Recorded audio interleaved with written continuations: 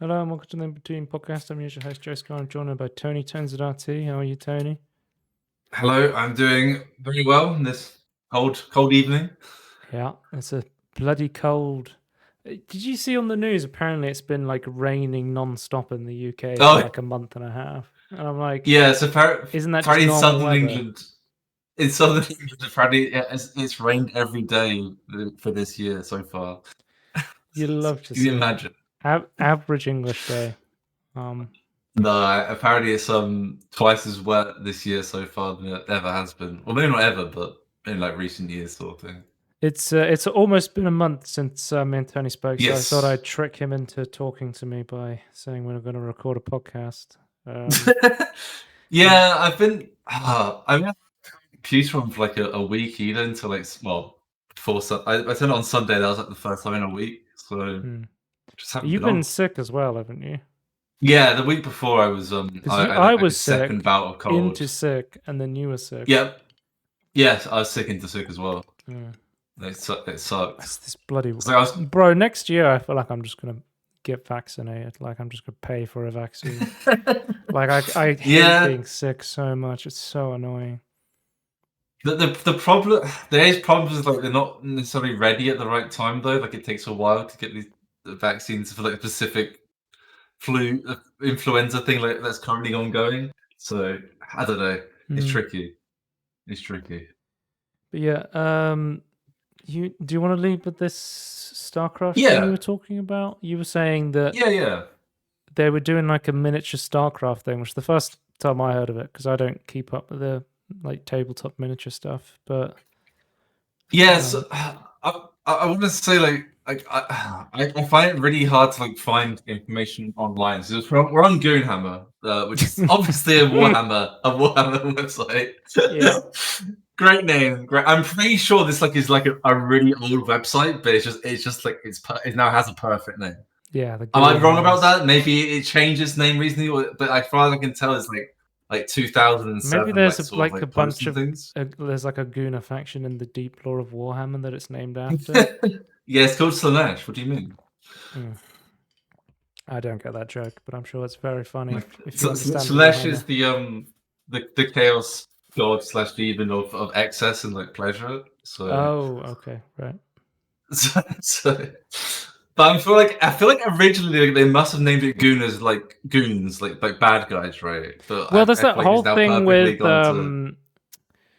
Fallen Aces. They have the mob guys, and they're like, "We're the goons," and everyone keeps being like, "Why do you keep calling yourself Gooners?" And like, because we're the goons. What do you mean? We're like the mob guys. There's in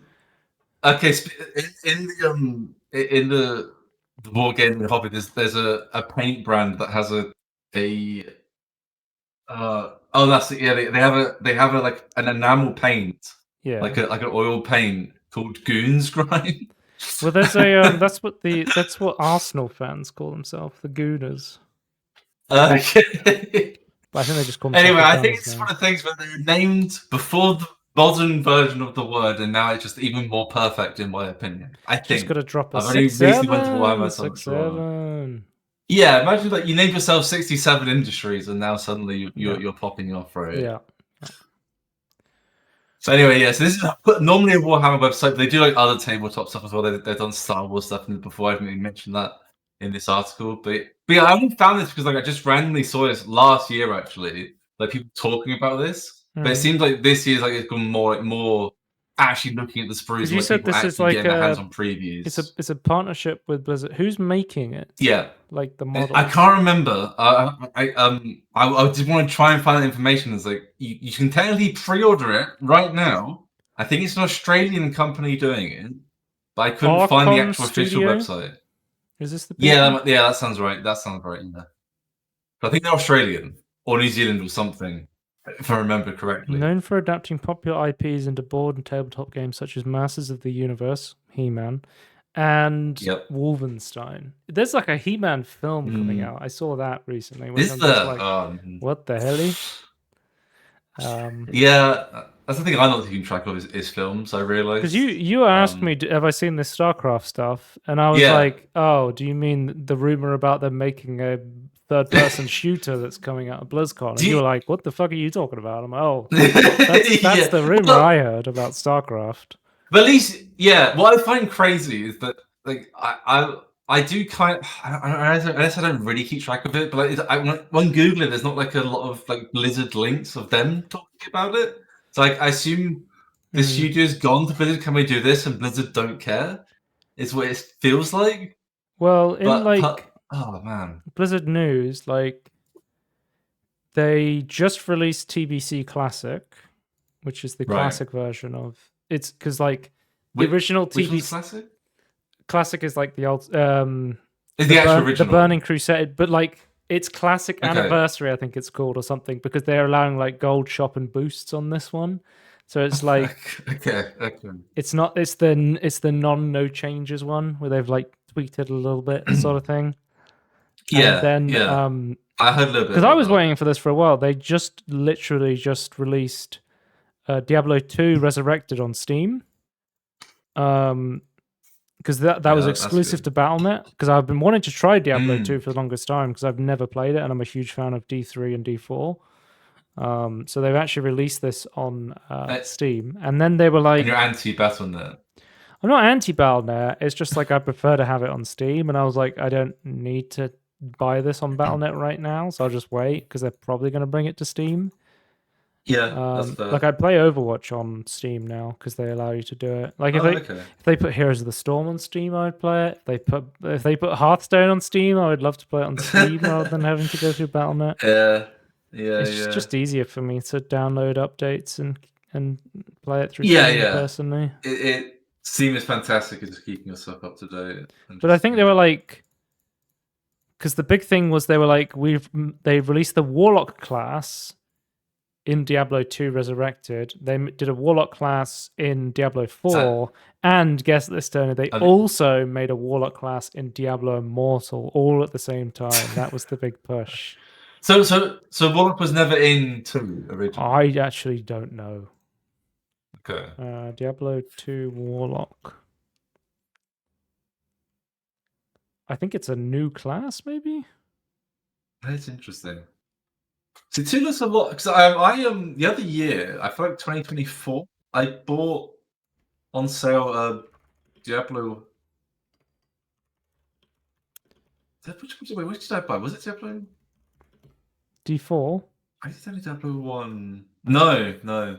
Yeah, so like they made a Warlock class in the style of Diablo 2 characters and added it to Diablo 2. Okay. Which I think is probably a good idea. I think I do own Resurrected on Battle.net, actually. Okay. It's part of the bundle I bought. Okay, right. I think it's 1 and 2. Interesting. Wait, do I get this update? Does everyone get, who owns this game? Yeah, everyone who owns it will get the Warlock update thing they're doing. Cool. I was playing a Necromancer, I think. Just summoning a lot of, there's a lot of skeleton boys. See, that's the thing. Like, they have Necromancer and they have Warlock. I feel like sometimes with the Diablo classes, they're way too close to each other. Like, Warrior, Barbarian, Paladin could be like kind of close. But I can see Warlock being, depending on how you do it, like, I can see it being very different. Like, if it's like temporary or like one-off, like you summon a thing and it does something, and then you can like do something with it. I think that'd be different to Necromancer. If you just summon like a demon that just stays following you, then that's too close.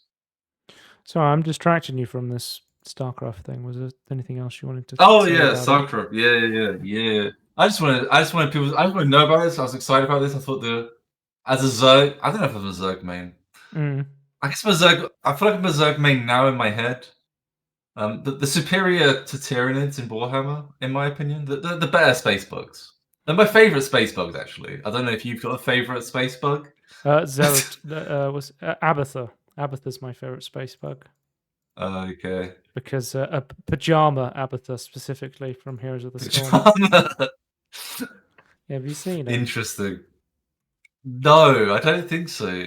He sends little trains down as Zerg minions.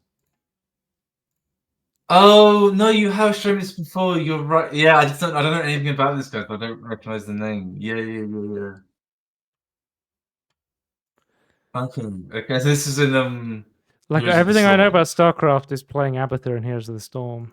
Okay. I didn't know this. Like, yeah, I don't know anything. Like I played character. I played like Raynor or Tychus. They're also characters. Yeah, like, there's Zeratul. I mean, There's Kerrigan's gonna be my main as there's a Nova, StarCraft. and I was always like, "Fuck Nova," because she's permanently invisible. She's so annoying to play against. Yeah, she's very annoying in the story. Well, I don't know if in the story, in the missions as well. Yeah, fuck ghosts. It's true. Yeah. You're right. They are annoying. They can drop nukes. They can go Fuck invisible. them, They're just really annoying. They can snipe people. They're awful. I don't understand. Cool. But yeah, no, I'm pretty excited about these models. I think the queens look great. The hydras look great. The zerglings look great. So you get them in a pack, and then you glue them together, and then paint them, sort of like a Warhammer. Yeah. So that's very normal. So they're on sprues. You cut them off. You clean them up, glue them together. Very much like Warhammer or any other. Do they play like a Warhammer tabletop sort of game? I think what they're talking about, yes, but reading through this a little bit, and I think I'm vaguely remembering from like a video I watched last year that I think they're planning to have buildings, some sort of base buildings similar to the actual real RTS, like the actual video game. But I've not seen any buildings yet, so I'm not actually sure how that works. And apparently, so I think they're first releasing like starter boxes, and then seeing from there like what people like, how big a reception it is. I think is by the sounds of it, like the trying. And they're trying to launch for June. So yeah, I'm kind of excited for this, but I don't know how big it's going to be. But I really like StarCraft stuff. I've got another friend who really likes StarCraft stuff. Yeah, I think the StarCraft stuff is pretty cool. And you get the superior Space Marines. You're gonna annoy a lot of people. That's what I would really say. Yeah, I just want to say that I don't hate maybe, but I just find them so boring. The Space Marines in Warhammer, the look of them. Right. I'm a big Titus fan. I like some of the characters, but like the actual armor's a bit. Hell, it's about damn time. Exactly. Much better. Smoking Space their cigars. Yeah. Aren't some of like the Space Marines kind of like criminals as well? That's the kind of the vibe I get from them. Yeah, 100%. StarCraft. Yeah, in StarCraft, yes, 100%. They're not just like perfect clones of the Emperor. They're more just like, fuck. Well, they're kind of like blue color walkers that just kind of get sent in these big armor suits. So the Space Marines in Warhammer, the leaders of each like major chapter like have partial DNA from the Emperor. So like arguably like genetically engineered sons, and then everyone else uses their leaders' DNA to like just turn normal humans and upgrade them to like big stonking humans. I think 8 foot. I can't remember the height of Space Marines, but they got bigger from. Yeah, here we go. AI overview is saying to me, many StarCraft Terran Marines are criminals or rebels who have conscripted and often undergo neural resocialization brainwashing to ensure loyalty to the Confederacy of the Dominion. Really? That's what AI overview is saying to me, so it could be completely made up. You have to keep that in count. What's it? Tychus. So Titus is the Space Marine from Warhammer. Tychus is the not so savory Space Marine from StarCraft 2, right? Yeah. He was locked in his armor in StarCraft 2. He was like sent to, I guess, infiltrate or go and find Jim Raynor. I can't just remember the reason. I'm sure he gets killed in StarCraft. Spoilers, I think Tychus dies. Oh, I'm not playing the game now. You've ruined it for me. Yeah. I'm sorry about that. Yeah. I'll be playing Nova StarCraft doesn't 3. die. Yeah, when's StarCraft 3 coming out? At BlizzCon, apparently. It's going to be a third-person shooter, is what I've been hearing. I'm down for anything StarCraft related. I'm going to be honest with you. I'm interested. Bro, the last time they did... This is a crazy tangent. Oh, yeah. Well, not tangent. A crazy transition.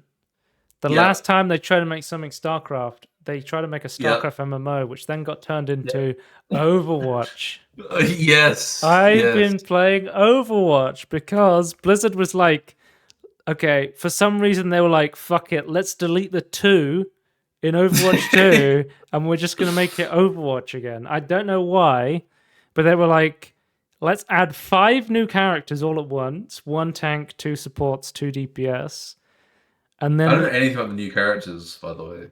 I can tell you all about the one you're going to want to hear about immediately is Jetpack Cat, right? That's the one that everybody looks at. You've not heard about Jetpack Cat. I don't know. I haven't genuinely not heard about any of them. Bro, look, this is a real character that was just added to Overwatch.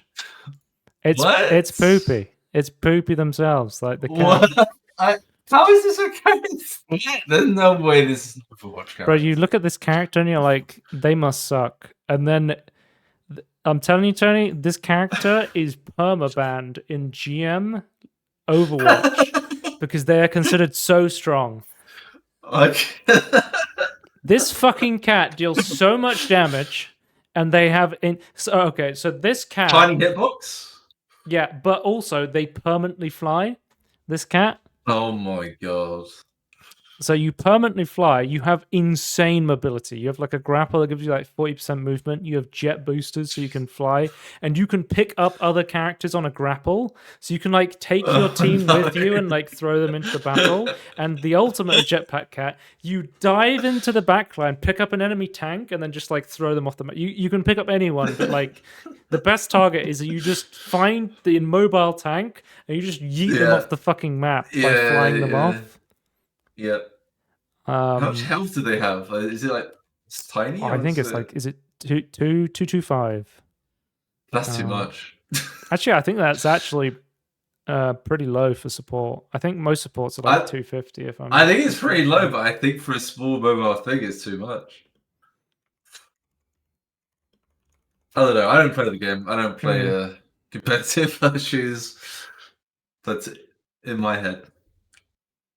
I'm just trying to think if people think it's overpowered, like what would you do to balance them? Me? Yeah. What would I do to balance them? Yeah, what do you think is the they do too without like diminishing its coolness, right? I think they do too much damage. I think you need to reduce the damage. Or you need to change mobility. I think the fact that you can get a 40% move speed on like a 2-second cooldown through the grapple, you can permanently fly. I don't think you can get rid of permanent flight at this point because it's like core to the kit.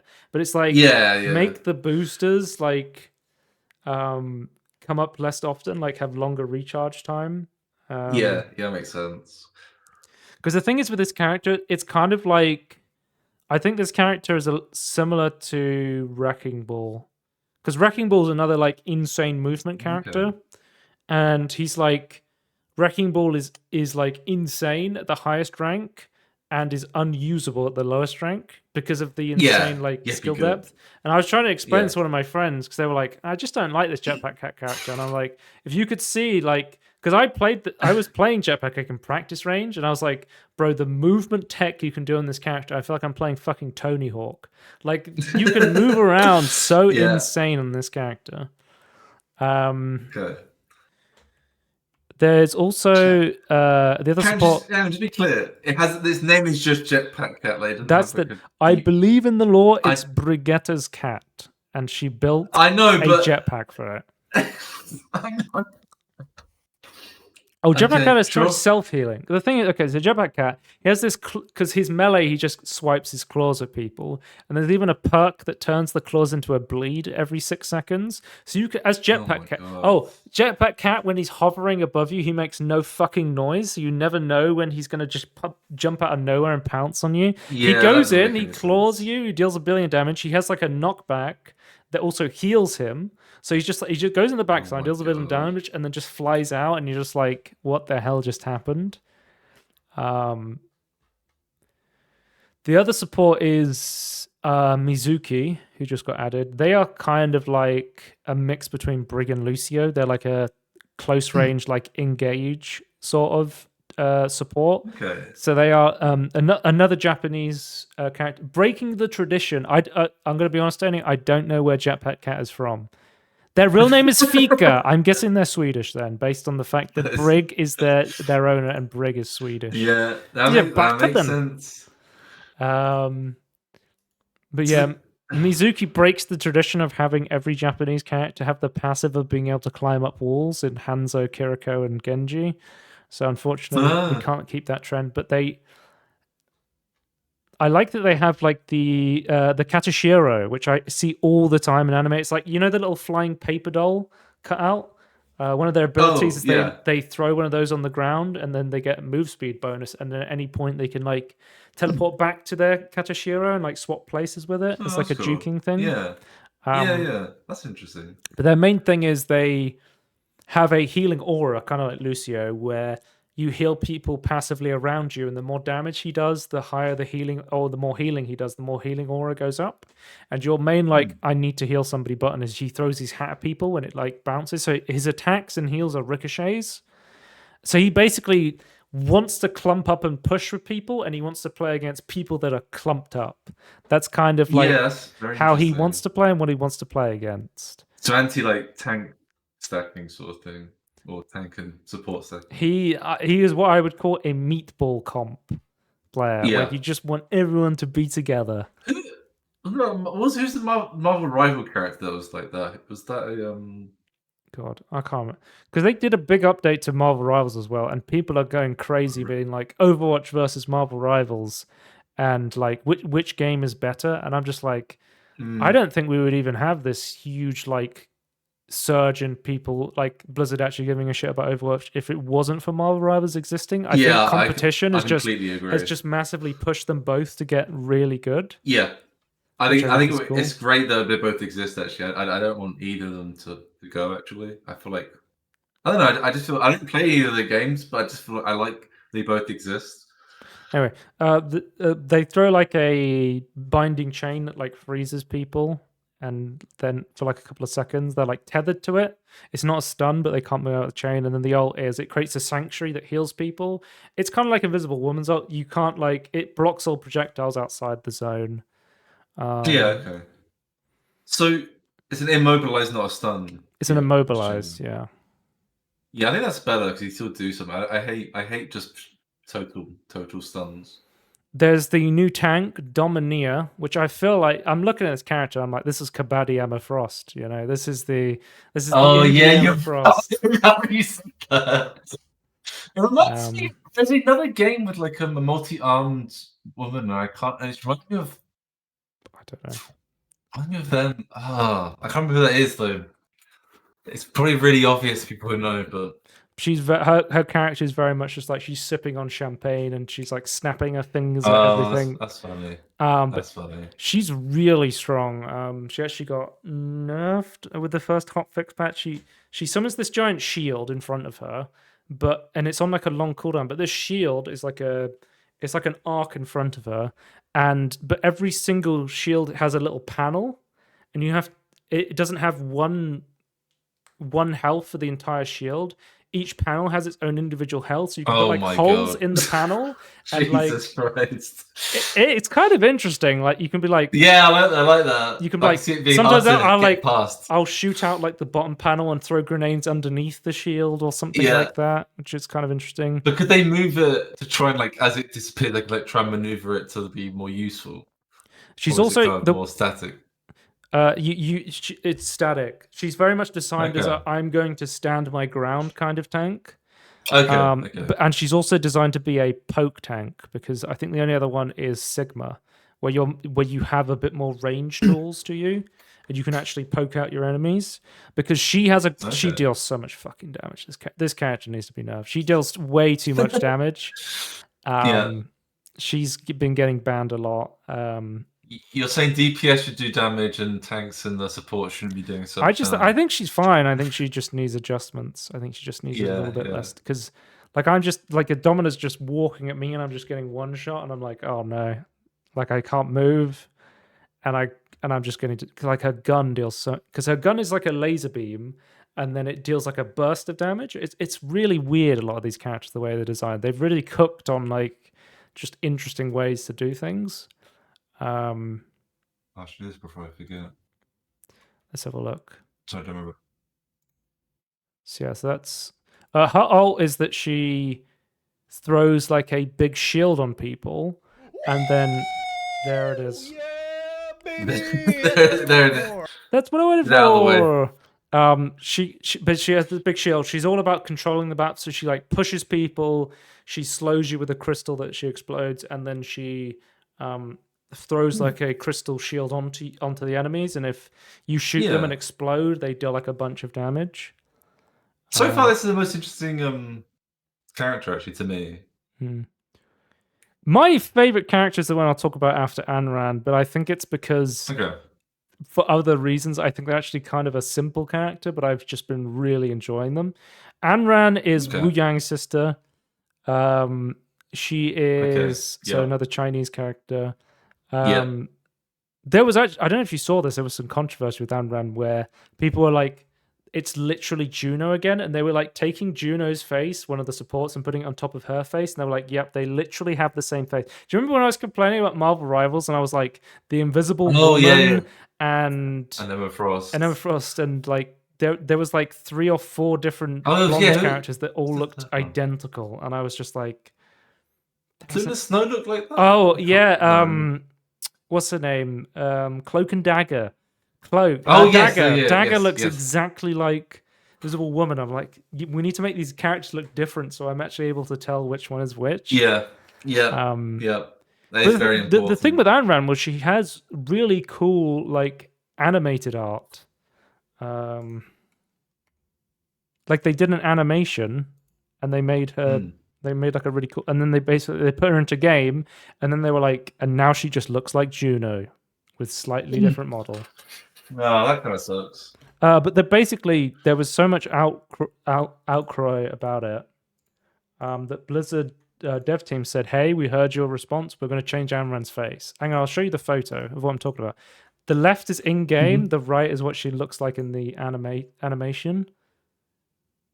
Yeah. Yeah. Huh. Like they could have made her look. The nose is completely different. Yeah. The chin. Oh yeah, the chin doesn't quite work. Yeah. Like here's a photo of Juno. They're the same character. Oh yeah, her. Oh my god, yeah. Okay.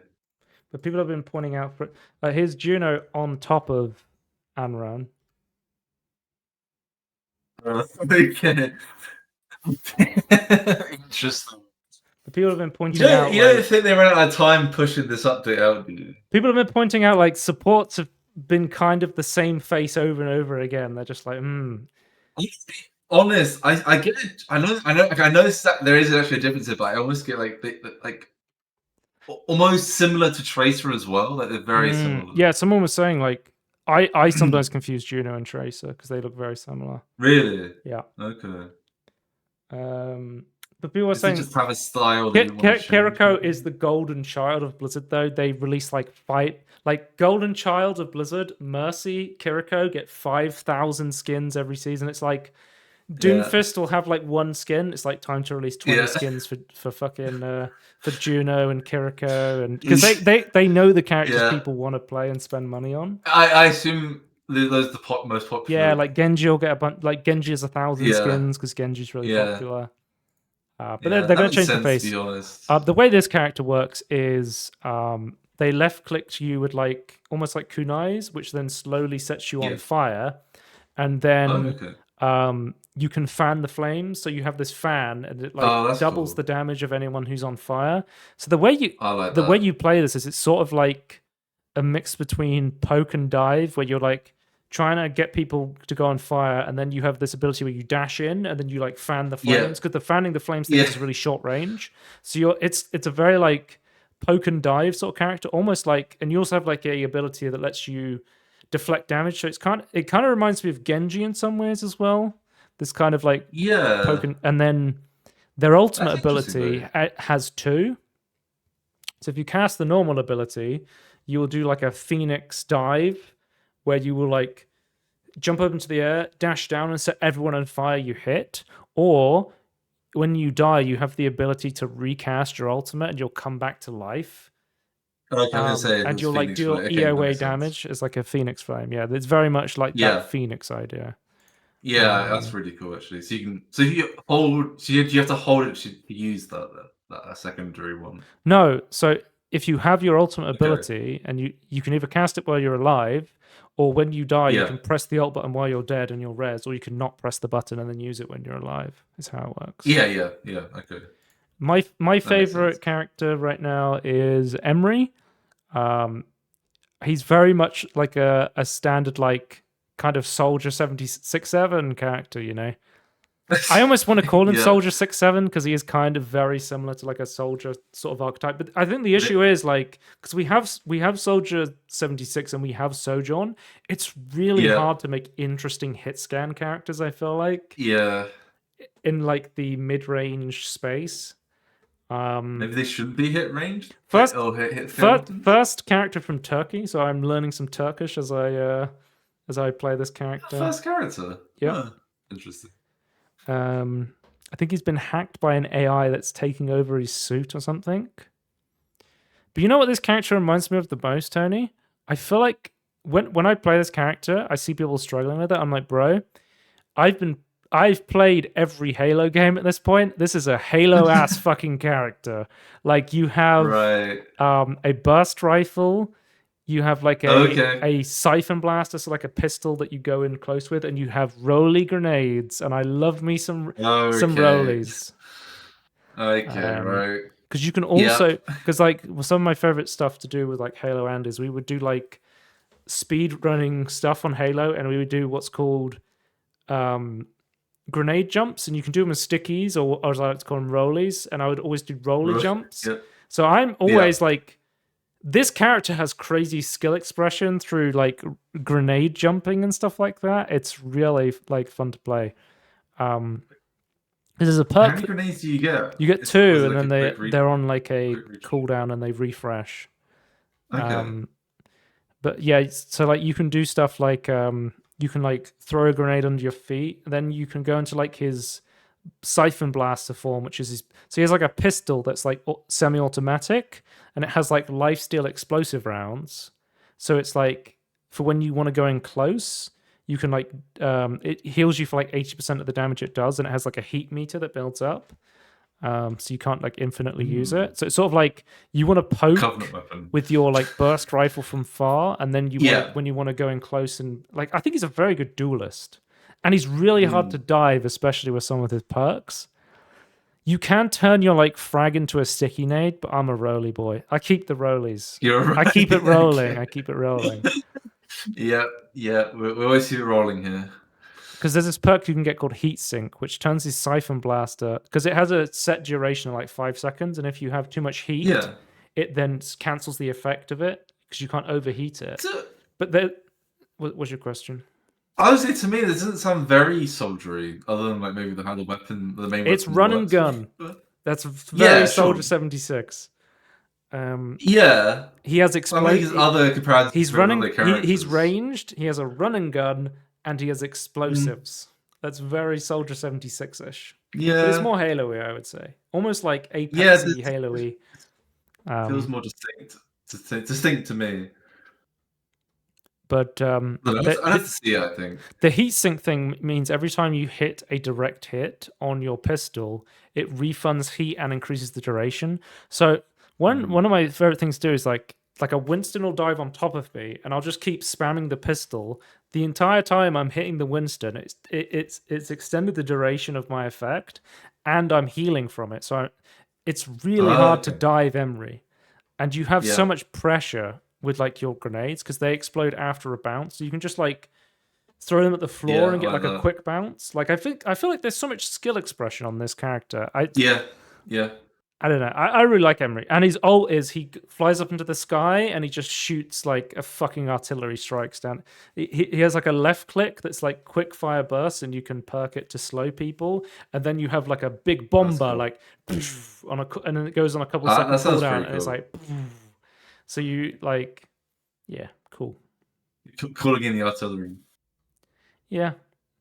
That's all but basically what they've done is it's very interesting. They did redesign the menu, so it's very much more like Fortnite-y, where everything is the top menu design, where it's like play, here's go to the hero menu. Like they've tried to simplify everything to try and get the new players in. They've added some new perks, which I enjoy. Like Hanzo has an explosive ice arrow perk, or What's another one I liked? Oh, Farah. Now, when you use movement abilities, you get like more mini rockets in your abilities, which I think is a good idea. God. More rockets. Increase the rockets. Oh, so my big complaint with Emery was the damage fall off on his gun was way too high. You were basically like, you could never poke people. You always had to run in and try and damage people, but he was still. He felt like he wanted to play more in the back line and then use like his pistol and his emergency grenade as like anti-dive. Yeah, that makes sense. Because it feels like they're designing this in two minds. They want you to run in and dive, but they also want you to stay back and because he's one of the few characters you can ADS. You can aim down your scope and then like shoot people with this burst rifle. So they clearly want him to be played more ranged, but they also want you to run in at the same time. Because that's how I kind of feel with Anran as well, where I'm like, the design of this DPS is kind of being pulled both ways. So my suggestion, which I'm going to tip my hat off to this one, I said, just decrease his damage fall off. And they did. And he feels so much better to play now because it was way too high. So you can doff your hat. You can actually poke people with this character and then run in and use your anti-dive tools. So they actually made that. So they made that change in it, and it is better. Yeah. I think he's in a good spot now. Okay. So how long has this update been out for? Like a couple of weeks? Like a week, maybe. It's not that just long. Okay. Like Thursday last week, I feel like. Yeah, okay. I think is when it came out. Overwatch release date 2026. Let's have a look. I'm getting February 10th, so it's been out a week. Yeah, okay. It's kind of Tuesday then. Yeah. Oh, yeah, so it's been out a week today. Yes. Cool. Oh, Tony, also, you'll be loved to hear there's a Hello Kitty collab in the shop. That's the big collab that's going on right now. Yeah. Yeah, I'm actually I'm happy that Overwatch came back. I'm happy. Well, online support. I've been playing it like a fuck ton because I came back and I wanted to try like the stadium and the perks and the I love the hide and seek custom game mode. Because there's like the Marvel Rival time, and then I played like 150 hours of Marvel Rivals. I was like, this is cool. Yeah. Kind of miss playing in first person. Yeah. And then I came back and I was like, ooh, perks are pretty good. I think because a lot of people are coming back because Overwatch hit a brand new peak on like Steam of player count. So many people are coming back and be like, it's fun to play Overwatch again. It was like what 130,000 people were playing or something. Okay. Substantial amount. Yeah. But I feel like that's not the highest in its lifetime, but pretty high. That's the highest in its lifetime on Steam. Oh, is it? So like before it was like 60, 70k, and now it's the all-time peak is now 165k on Steam. This is just on Steam because we don't have Battle.net. Yeah. But what do you think, like in like 2016, 2017 sort of time? Do you think it's hard. It's really hard to say because we don't have Steam numbers. We never had numbers, so But like right now, Tony, like 120,000 people are playing Overwatch right now on a Tuesday evening. Yeah. Like people are like hyped for that, and I think it's deserved. If you play Overwatch on Steam on a Tuesday, is that a problem? Or is that not a problem because it's through? No, it's not Blizzard a problem. Servers? Okay. At least I don't think so. That's okay then. I don't know. Like sometimes, bro. I don't even know. I'm not usually up that late these days, I'm an old man. Yeah, that's fair. Anyway, I'll say now it is a problem in Space Marine too. But I've seen so many people coming back and being like, oh my god, Overwatch feels so good. Because people who played like maybe Overwatch 2 or haven't played since Overwatch 1, they're like, it feels so good to play Overwatch again. And I'm like, if I was going to pinpoint one thing that I think completely makes Overwatch so fun to play right now, the perk system they added is so good. Yeah, that's a really good update. That's the one change where I was like, because I came back and like updating it seasons. The perks were so like it adds so much more replayability to characters to a point where I'm like, ooh, if I take this perk, I'm playing like a completely different character, and it's really good against these characters. Right? It dynamically changes how you play and what you play against. Yeah, and that's really cool. Which I think is where like characters are in their best spot. Like, you might play Emery and you're like, I want the sticky grenades that deal more burst damage, and I want to have like the slow on the ult. But I'm like, I want the rollies because I want to keep the range of having the bounce, and I want to have the ability to be stronger against dive. And like, you may want to just deal more burst damage as like a long range assassin, but it just lets you play these characters in different ways. And I think it is like genuinely the game's really fun. Like if you ever wanted to play, like now is probably the best time. Yeah. Because I think I just hit like I'm hitting like 600 hours of playing Overwatch 1 and 2 combined. 621 hours of hitting Overwatch. It's becoming one of my most. I think it is one of my most played games on Steam now because of how much I've been. That is crazy. Playing it. So Tony, just on Steam. So this is only when they added Overwatch 2 to Steam, or Overwatch 1 as it's now called. I've called it Overwatch 2 -1. I have 384 hours on the Steam version of Overwatch. So I've been playing it a lot in the past couple of years. Can you rename it on Steam to Overwatch 2 -1? I feel like that's the. I'm not in charge. They have renamed it to Overwatch now. They've kicked the 2 off. Yeah, but you can rename what you call it in your library though. Because I did rename some of my Yakuza games, so they actually like sorted properly. They actually sorted properly, yeah. Yeah, if I type Yakuza, it goes 0, 1, 2, 3, 4, 5. I haven't done Kiwami because they gave me like a remastered version of it for some reason. Yeah, I randomly just get Yakuza remastered stuff every now and again. Like what? Apparently they did like a new Yakuza Kiwami remaster thing, and people are saying like RGG Studios has kind of lost the plot. Like they've completely, you know when somebody puts like an E and B mod on like Skyrim and changes all the character models like awfully. I feel like that's what like the Yakuza remaster is. They changed the Skyrim music for like something for Linkin Park or something. Yeah. Yeah, you load up Yakuza and it's like, I'm going to Japan. And it's like, one thing, I don't know why. It doesn't even matter. Kazuya walks onto the street and he like flicks his hair. Like, I don't even care, bro. To be fair, Linkin Park was apparently big in Japan. Like after they're big in I mean, they still could be big in Japan. They're going again with the new singer, aren't they? So yeah, I think I don't know, but I could see it totally being a thing. But yeah, that's like I was looking through Linkin Park stuff the other month, and I was like, oh, there's like loads of stuff from like Japan. That is interesting. Oh, I learned recently.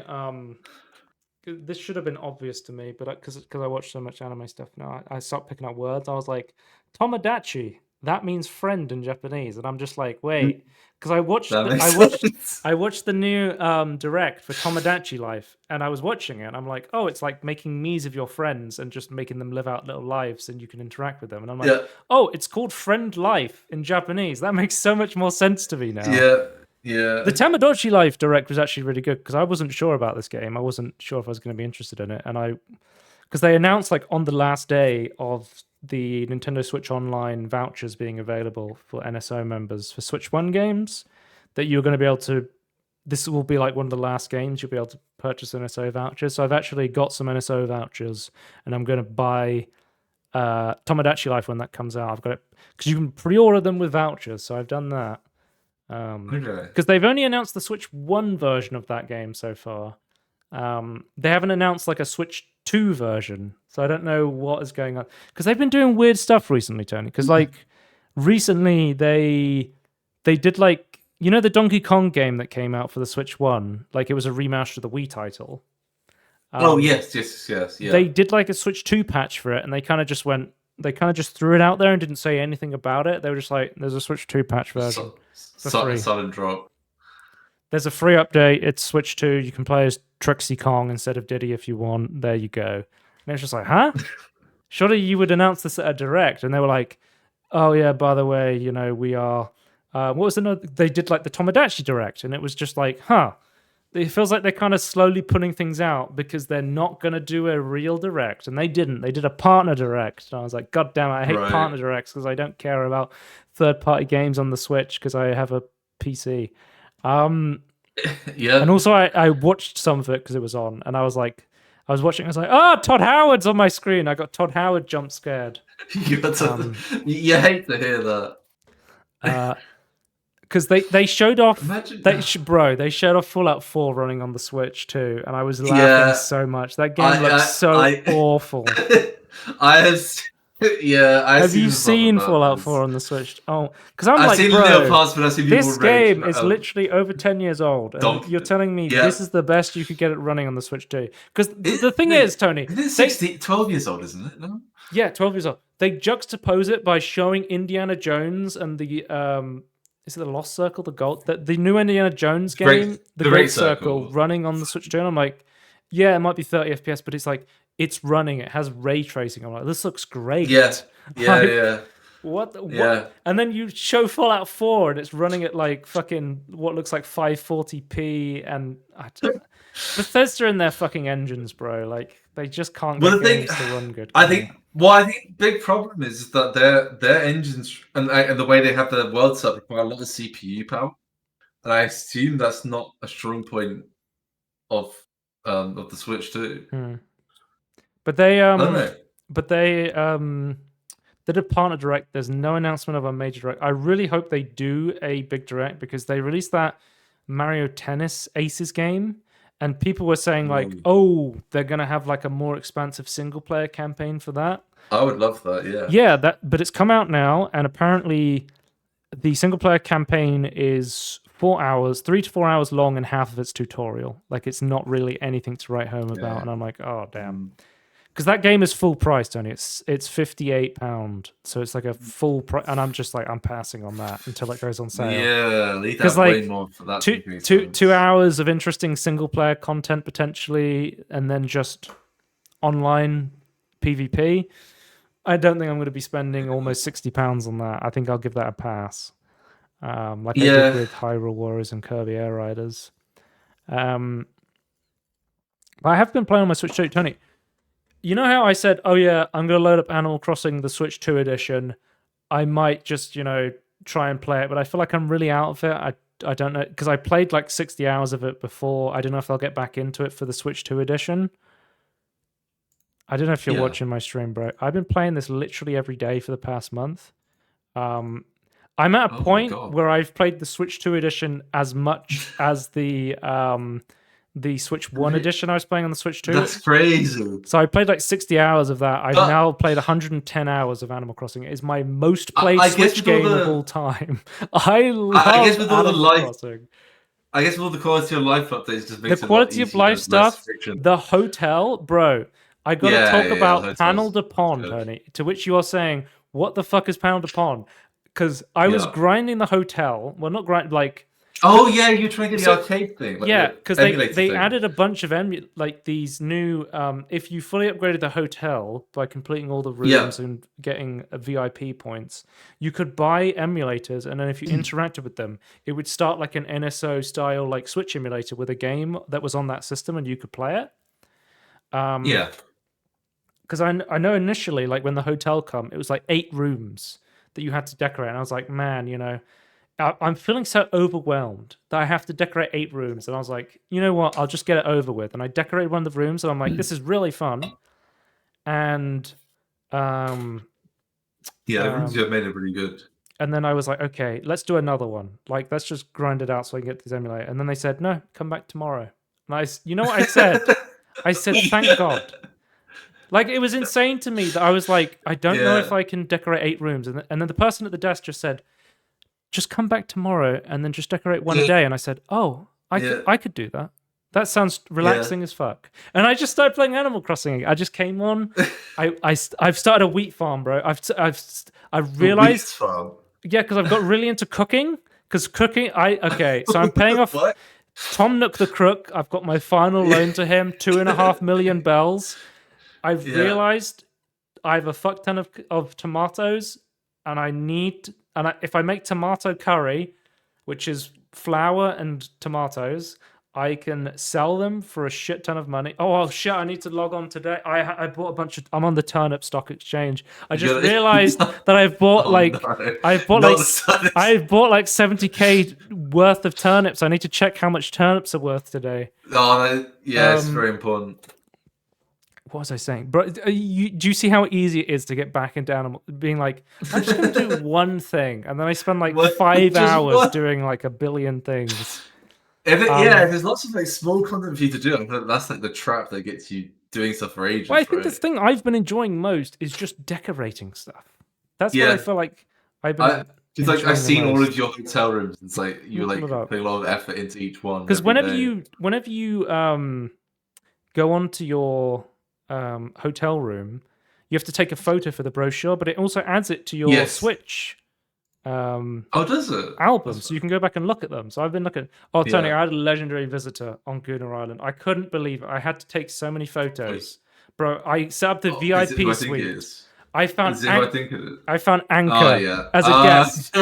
I built Anchor a VIP suite at the hotel. I was like, this is my prized guest on the island. All right, I built them a house. I couldn't believe it. I've been trying to find Anchor for so long in Animal Crossing, and then they just show up on my island one day, and I'm like, bro, this is fate. I can't believe it. Yeah. Oh, this is actually the DLC. This is the Happy Home Paradise. So somebody was like, I want you to design me an arcade room. So this is an arcade I did. So this is part of the Sorry, I don't know if you're. I got this up on the stream. I don't know if you're. I can see. This was a Japanese garden that somebody wanted me to design. Here was a spooky hospital. This was a heart room for, I think it's Olivia. So these are all VIP rooms. These are all yeah, and it's like so zen because it's like, hey, this room will exist for one day. Come back and do another one tomorrow. Yeah. It's literally zen you're talking about. It's like Zen Garden that you just ice cream breaks shop down over time. Resets it. If I do this, you can see it in real time. Ice cream shop. This birthday party room. This was a winter one. I just took a photo of me flexing. This was a bath. This was like a spa room. I do like some of the avant-garde. Tony, you would have loved this. Some of these, this is like a sci-fi room, and I wish I had another shot of this because I set it up like the bridge of the Enterprise. Nice. You got the helm and the it was like the helm. Yeah, right. This was a moon room. This was like a fruit room that I did. This was a coffee shop that I made. That is kind of trippy. You made it outside inside. This is a campfire room. This was a disco room that somebody wanted me to make. Oh, you remember when I took this screenshot of the marble? Yeah, I really like. I always remember the decision of putting the skull on the fireplace. It was the right move. Then we have the Arctic. Oh, the Twin Peaks Coop's room from Twin Peaks. But I realized I have this in my head. Like this is what Twin Peaks. I realized going back through this, I was like, damn, I have a bunch of pictures of all the rooms I've designed now because I realized that it makes you take photos of them, and I'm like, it's like the game is always getting you to take photos. It's like, okay, now take a photo, and it's like, damn, the game is getting you to make memories, and I'm like, oh, that's so cool. Yeah. Is there a book in the game that like goes through all the all the pictures taken? I think it's just the album on the Switch. I'm not sure if there's like a specific thing. There's like an album, there's like a compendium of like, here's all the bugs you've collected, here's all the fish you've caught, and stuff like that. I do like that. That's not physical as well, right? But yeah. Panel de Pon, bro. I gotta load up some Panel de Pon, so I can show you what I'm talking about. I literally downloaded the ES emulator. Okay, so Panel de Pon is what you would call in the West Tetris Attack. But, Tony, this game, so if you load this up, it's in Japanese. It was never translated to English. So I was going through the menu and I was like, I don't know what this means. It's in Japanese.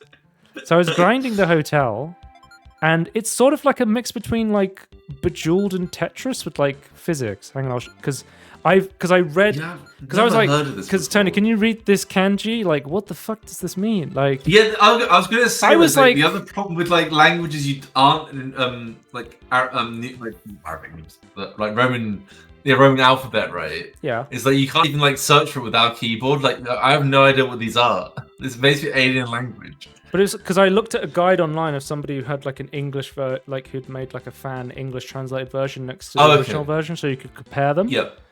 And I was like, oh, because I went onto this and I was like, how do you win this? Because I'm on easy, I'm on the slowest speed.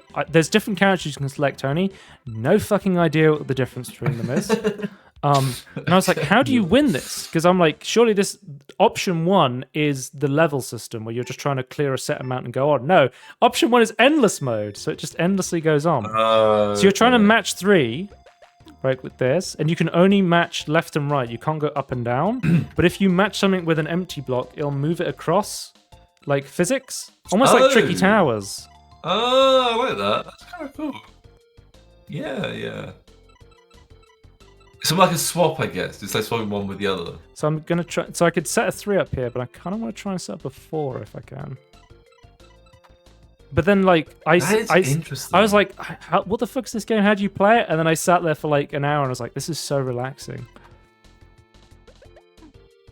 But Panel Upon, like, Tony, I only know this game exists because they added it as an emulator to Animal Crossing, and I would just sit and play Panel Upon.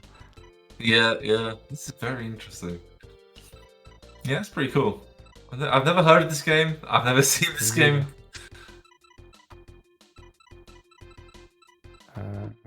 It's just like Tetris you're running out of time, right? Like it's always going up. Oh, I'm trying to... Ooh, I set up a 4 here. Ooh, almost a 5 as well. So you can set up a 4. And because I set up a 4, it stopped, so it gives me more time. I'm going to take a 3 here. Anyway, I will sit and play this for fucking hours. Yeah, Panel Upon, really fucking cool game. So I literally discovered this game because it's in Animal Crossing. So yeah, Tony, I'm fucking addicted to Animal Crossing again. I'm enjoying it so much. But I was like, I need to also play a game. So Tony, I've also been playing Breath of the Wild, and I've really got back into it because every time I was like, I played a little bit of Breath of the Wild. I was like, man, this game's really fun. And every time I thought about going back and playing some of the games I was playing, because I've just been giga addicted to playing games on the Switch recently, because I bought a bunch of Switch games. And every time I would think about Breath of the Wild, and I was like, I want to play some more Breath of the Wild. So I've been sitting down and playing some Breath of the Wild. I've played like 40 hours of this. This game is really fun. It makes that like perfect blend between exploration, Zelda puzzle design, but also like, bro, Breath of the Wild is almost like an immersive sim. There are so many great systems of Breath of the Wild, but it's like, hey, here's an ice cube in front of this shrine, and it's like, well, I could try and fly over it, but I could start a fire. But do I use fire arrows? But my fire arrows run out. So I start a campfire, and I'm like, how do I light the fire? Oh, I can put down some wood from my inventory. I can put down a piece of flint, and I can strike the flint to start a fire. And then I can increase the fire by using like a korok leaf to like fan the flames. And it's just like the systems like add together to create such like a great system altogether. And yeah, systems create systems. I'm really enjoying Breath of the Wild. I have like more open-ended problems. I can't quite like that. In the loading screen, it shows you how many shrines you've done. I think I've done almost 50 shrines. How many? I don't know. This is what my map looks like. I've found all the towers. Oh, as I said in Final Fantasy VII, I found Femboy Cloud. I found Femboy Link now. In order to sneak into... So you are what the Gerudo women would call a Vo, and men are not allowed in Gerudo city. Yeah. Or village or whatever. I guess it's a city. Is it called a city? Gerudo... Town! It's a town. They don't have a cathedral. That's the problem. Yeah. But you have to... you have to dress up as a woman to sneak into Gerudo. So here it is. No, okay, that's where that's where it comes from. I've seen this a lot heat online. Resistance, yeah. You know what? He pulls it off. He wears it well. I have to say. Yeah. Stupid sexy Link. You hate to see it. You know what? I'm gonna drop. I'm not personally. I won't include the stupid. Okay, but I like how like the armor sets like you have set bonuses because Breath of the Yeah, I Wild like is a that. game that like opens You can up choose because what in you the want. beginning I was like, man, I'm getting my ass kicked, but then it's doing more shrines. I got a bit more stamina. It made climbing a lot easier. Oh, check this out. So there's like these 4 divine beasts in. I think you can see one over here. There's this fucker on the mountain. I'm trying to Oh go yeah. and Oh my fight. god. But Yeah. I've defeated the elephant one, and now like when I die, it like resurrects me, and it goes on like a 30-minute cooldown. Like every time you defeat a defined beast, it gives you Okay. like a new ability. The That's cool. I I like that. defeated the flying bird over here. Where is it? So the elephant was over here, and then there's like the mountainous area.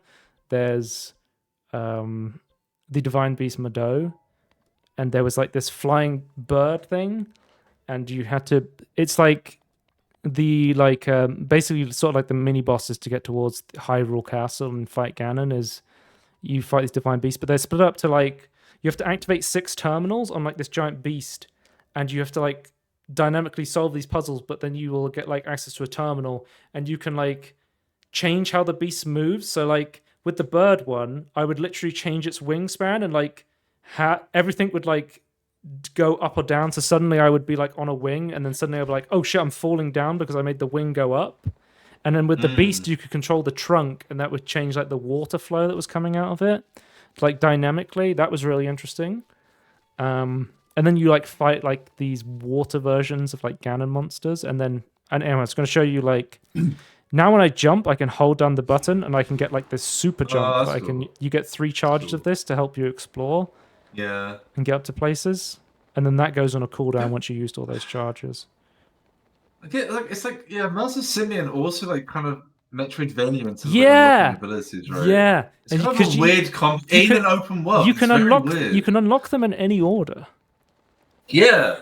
So I feel like this is a weird combo of like 3 different not even genres per se, but like like game Because systems. like playing Link's Awakening, um, like the dungeon designs, like I do really still appreciate the static dungeon designs Yeah, being like, hey, you need to but get as you this go and thing to find them and unlock then do this. that, yeah, Um, I think that's still like a core. That I think getting rid of that would like really diminish it. mm. You know, if you're just in the overworld. But yeah, I appreciate like it's like the dungeons feel more cohesive because it's like at this point in the Yeah, game you'll have this ability, so we expect you to do this. But I feel like a lot of yeah, time I do makes sense. dungeons in Breath of the Wild. It's like sometimes I go, "Hey, here's the way they want me to do it," but I think I can do it like this. And sometimes I just Yeah, like yeah. I love the creativity and just letting the player explore and figure stuff More, out.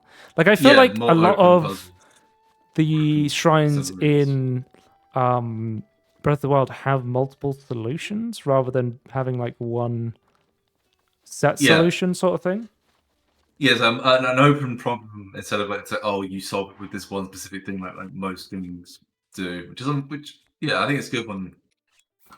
I guess it's harder to code, but like I just feel like it's so much more rewarding. I just feel like it should be. I love the cooking So we system should be in this trying to game do where it's more in literally games. in the beginning it's just like how what I don't really know what to cook but it's literally like, hey, put some stuff in a pot and just figure it out. Like, hey, this if Mm. you put like I was like, I wonder what happens if I put all the mushrooms together. Oh, you make mushroom stew. It's just like, oh, okay. Yep. If I put Yep. it is just like this gives me more hearts. This is a piece of meat. Let's try and cook them together, right? And then just figure it out So from all the there. foods have different effects. Yeah, and then you put them together and try and see what works. So my other question as well was actually in terms of the armor, so they have different effects. Do you switch a lot depending Yeah, on what yeah, area you're yeah, in? yeah. Okay, that's So because like those are 2 massive problems I have with other RPGs I'm or always games with like that switching. sort of mechanic. So It's like you get like I'll just lock in this one armor or I'll just lock in this one food or so because I'm potion and then fighting never this guy, I change. actually want to wear my full set of cold armor because you get a set bonus that means you Yeah, can't that's be really cool. frozen. I'm such a big fan of like being maybe not have to, but like being encouraged to change your armor. I think that's really cool. Oh, I've also upgraded my stasis so I can do this. Could freeze him.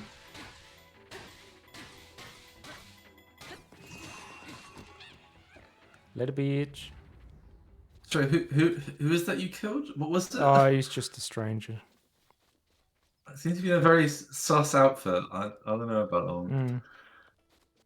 It's always just like I'm playing Breath of the Wild, and then naturally I'm just like exploring. Oh, okay, what's that? That looks like something I'm just like, that looks like something I could blow up. But sometimes, to me, like, I'm just like, there's a mountain over there. I don't know what's at the top of it. I just want to see if I can climb it. There's no reason. But then sometimes you climb it and you see like a billion shrines. And I'm also like, wait, there's also a Korok seed up here. And I'm like... It feels like they've put all the good parts of open world games and like forgotten all that, or deliberately try to remove the bad parts. It feels like modern Switch design is like, we're gonna do like every game's an open world game, but out of all of them I've played so far, Breath of the Wild feels the most complete. Yeah.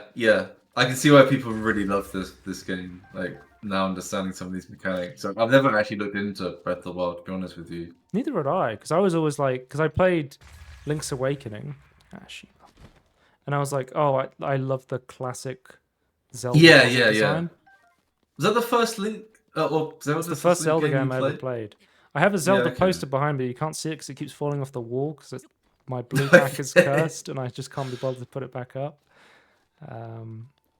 Tony, we need to do every podcast where I'm just walking around in Breath of the Wild. I'll be giga relaxed. I feel like, I mean, I feel like there's like lots of stuff that you could talk about, like combining of mechanics and like different ideas from Metroidvania, Master Sim, and open world. I feel like I have a lot of thoughts on that. I feel like I don't know. Well, Zelda is kind of like a Metroidvania in some ways. Yeah, I feel like the older Zeldas for sure with Metroidvania. Oh, did you? Well, if not just definitely. But do I need something more powerful? What do people consider the old Zelda games actually? Oh, there we go. Okay. So Tony, sometimes you see something that I like to call Korok bullshit, where sometimes I just sense. Okay. So there's Korok seeds, which you hand them in the Korok forest, and then they upgrades because you can only carry so many shields and weapons and stuff. When you hand in more Korok seeds, you can say, "Hey, here's 10 Korok seeds. I want to be able to carry more swords, or I want to be able to carry more shields." Also, I just recently found out you can do this in fucking Breath of the Wild. You can surf on your shield. Oh, I have seen that. I completely forgot about that. But yeah, I have seen that. But it has like dynamic, so on the rock you see it has friction. Every shield, every surface in the game has like a stat. So like when I'm in the snowy mountains of the sand, I can like properly surf. There's going to be a Korok seed under here. There he is.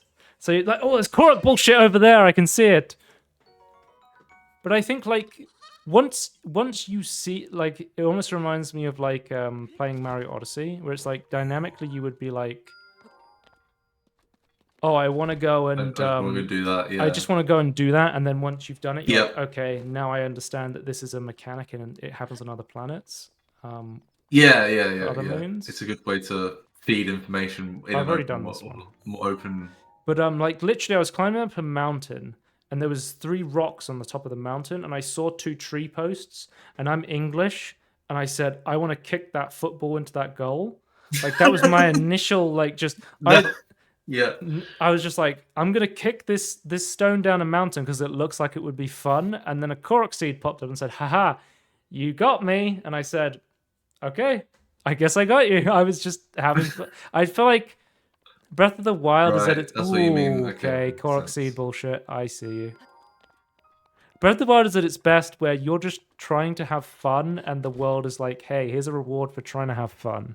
Yeah, that's a really cool way of doing it. Yeah, again, I just feel there's lots of good...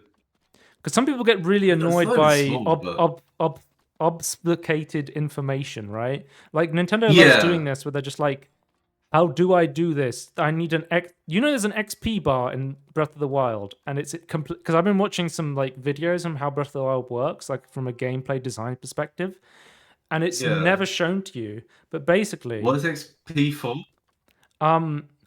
As you like kill creatures and XP doesn't make you more powerful, it makes the creatures you fight more powerful and increases the level of their weapons. So as you get stronger, it's sort of like, in Bethesda game, there's almost like level scaling. Yeah. It's sort of like it makes it so that the world is almost somewhat challenging as you go through it. It's not like a cakewalk sort of thing. Yeah, that doesn't need to be something that's shown to you. That just you just see that from the actual thing you play. That makes sense. If people complain it, I didn't even know it existed. I'll be honest with you. Yeah, I think I do because like it's like was it diegetic menus? I think they're really cool, but you have to be really careful because you can make it really annoying and frustrating. But yeah, I just feel like you just need to do it well. I don't know. I think we're doing a tangerine / spotlight on the That's rest of the Wild 2. That's exactly what we need to do. Tony, honestly, I think we need to worry less. I think we need to worry less about what's podcast, what's tangerine, what's spotlight. Yeah, we just need to get together and just chat and have fun. Because I think at this point we're just like worrying. Because for the longest time I've not cared about game news. I've just been like every post since the anime. Well, just not just because I've been watching anime, but because like every post on game news is, "Lol, this game's the new Concord. It's gonna fucking die. Every game's woke. We hate." And every post I see on video games is, "I hate playing video games. Like, why do video games suck?" And I'm like, bro, I love playing video games, and I'm like, there is so many good video games, and you just have to know where to look. Like the indie scene is full of video games. Like there's so many good video games right now, and so many good video games I've never played. I think as well as like a lot, even when these wasn't as demoralizing. I think a lot of people get stuck on like, oh, this new thing I really wanted to come out has come out. What's the next new thing? There's not like what's Half-Life 3. change or That's like improving with the current thing. Oh, what's the next like? We hate this game. Or what were you saying? Both, but we hate this game. Like, oh, we really love this game. It's like forgetting about what's actually currently out. High Guard was the next like. This game is gonna suck and be Concord 2.0. I've never heard. What's High Guard? Yeah, so like at the Game Awards, they do like trailers and stuff. The final the trailer awards they showed off was like, I think there's a Guardian here. Ooh. It's just like news being so negative. It's like I'm kind of just like looking for more balance. Danny, if you don't know what High Guard is, interesting stuff to talk about. Maybe that's for the best. No, but basically, Jeff showed off this game and was like, one more thing, and everyone was like, "Oh, it's some fucking, it's like an extraction shooter, or it might be like an arena shooter. I don't know what it is. I haven't played High Guard. Yeah, it's not my thing either way. So, but I think a lot of people like extraction session.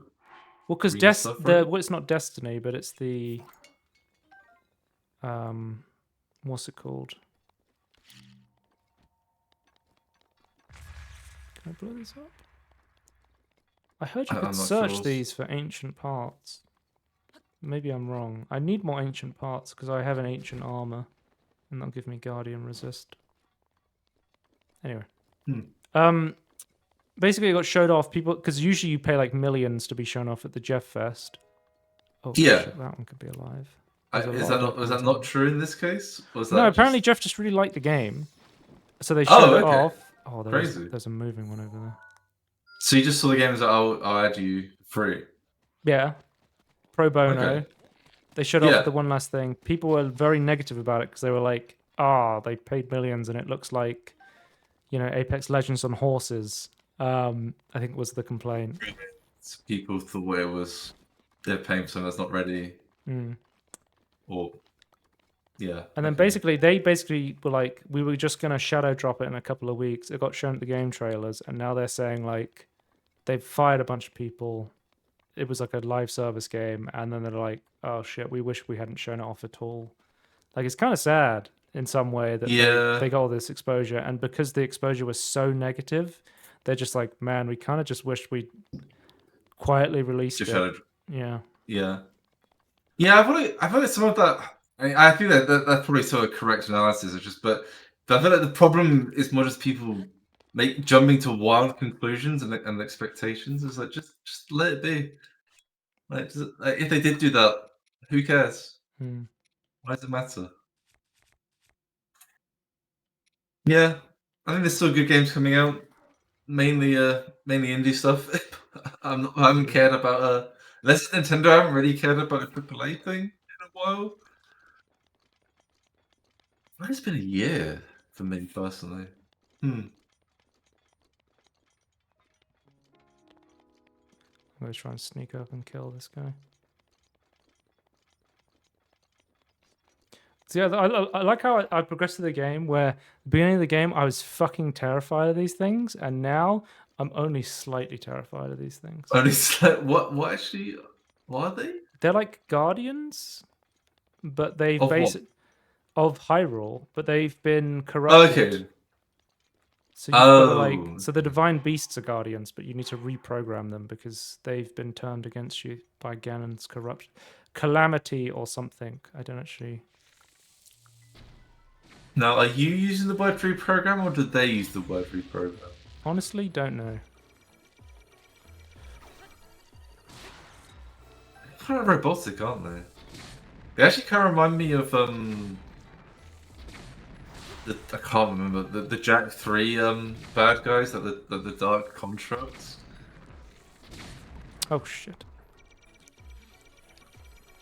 Yeah, kind of terrifying.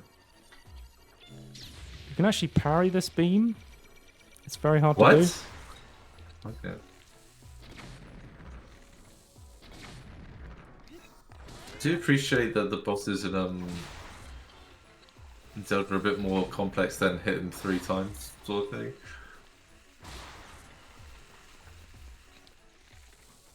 Shoot him in the eye.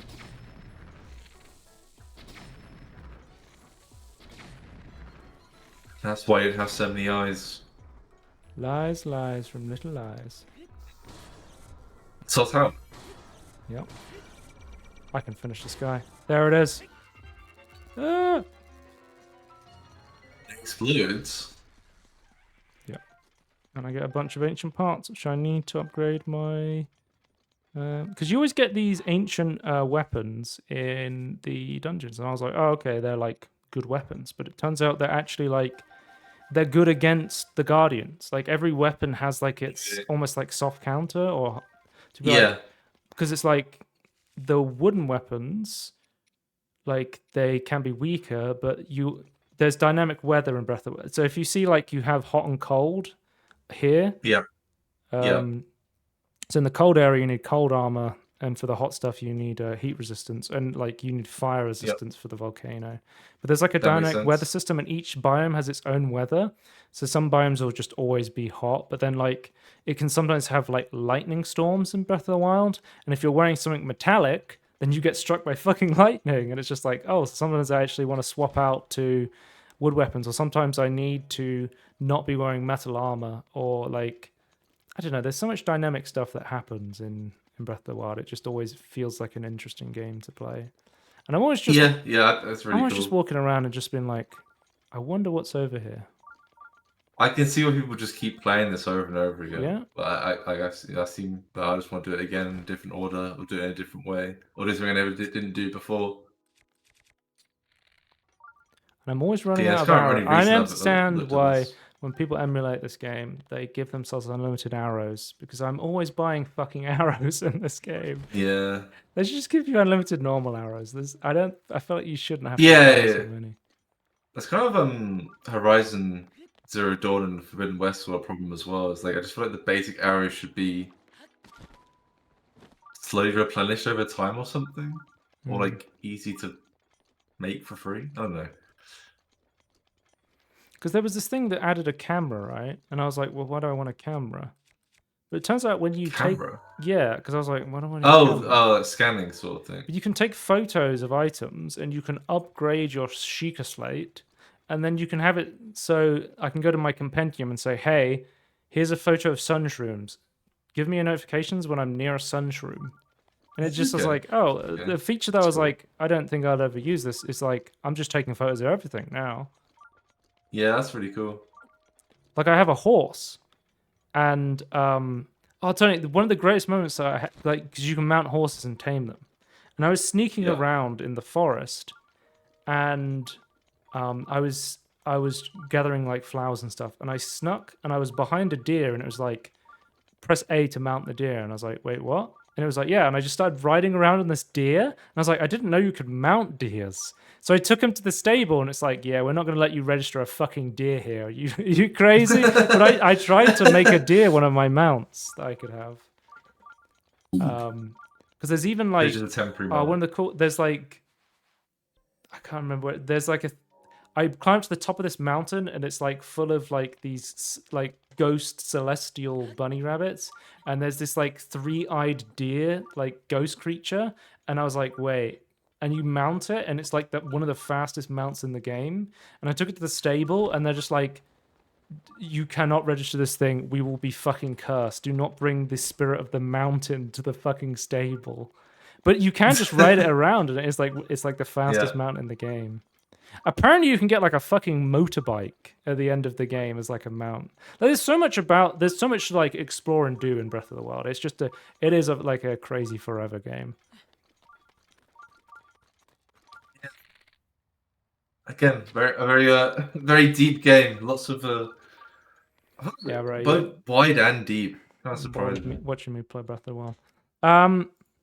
Anything else I wanted to talk about? Oh, I did want to talk about some anime and TV stuff. Let's just keep talking about games. Yeah. Because I think there was a state of play for Sony.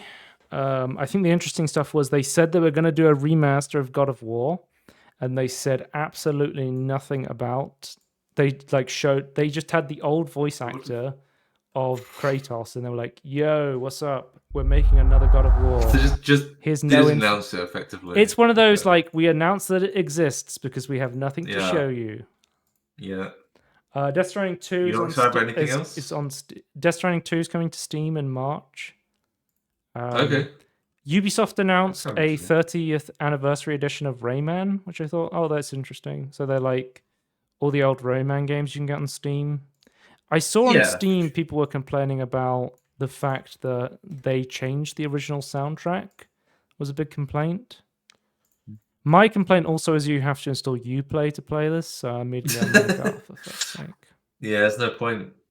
But it's like they're literally just like they're running ROMs through an emulator, and then they have Ubisoft Connect on it with no cloud saves of Steam. Yeah. Because I have the Rayman games on GOG, like the GOG versions. I think they run in like...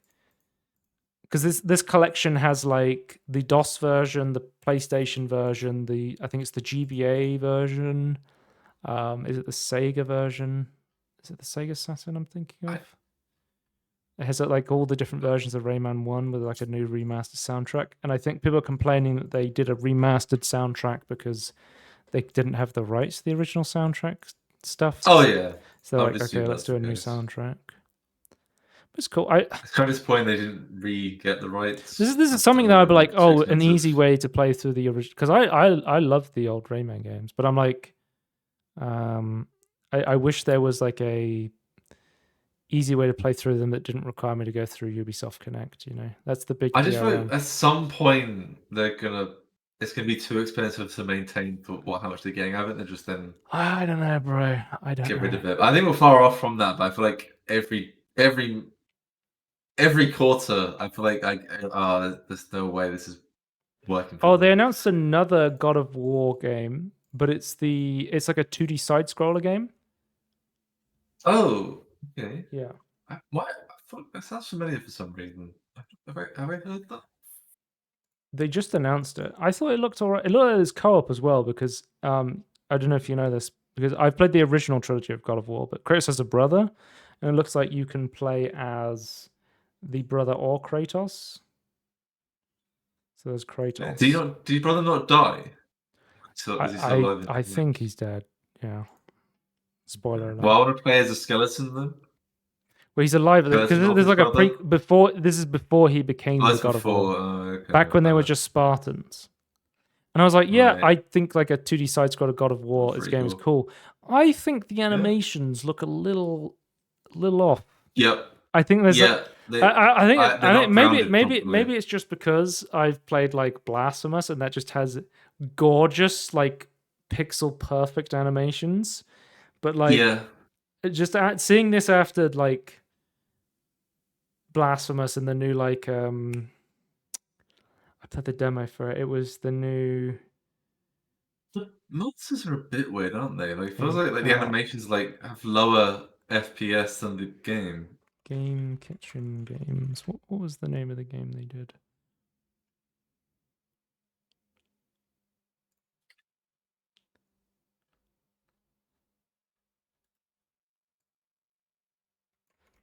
Developed games. They did another side scroller game, and I'm like, the new Ninja Gaiden game. They did the Game Kitchen. Oh, it wasn't coming up because they don't own Ninja Gaiden, but that they made it. Yeah. Oh, Castlevania. There's a new Castlevania game, and I think that is like a because this was a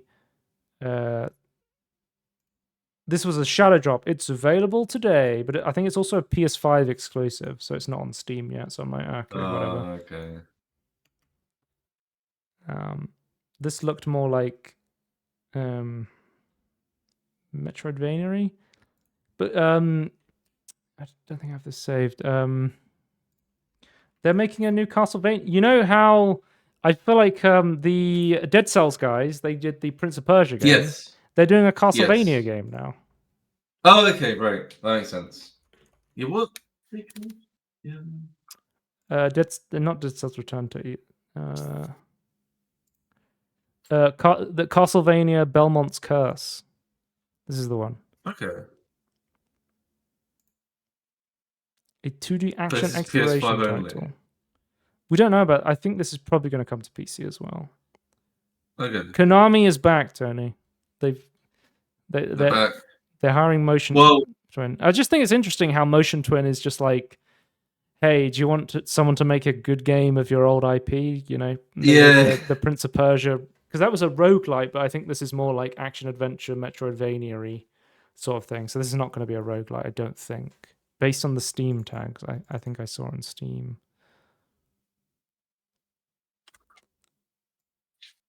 Let me look it up.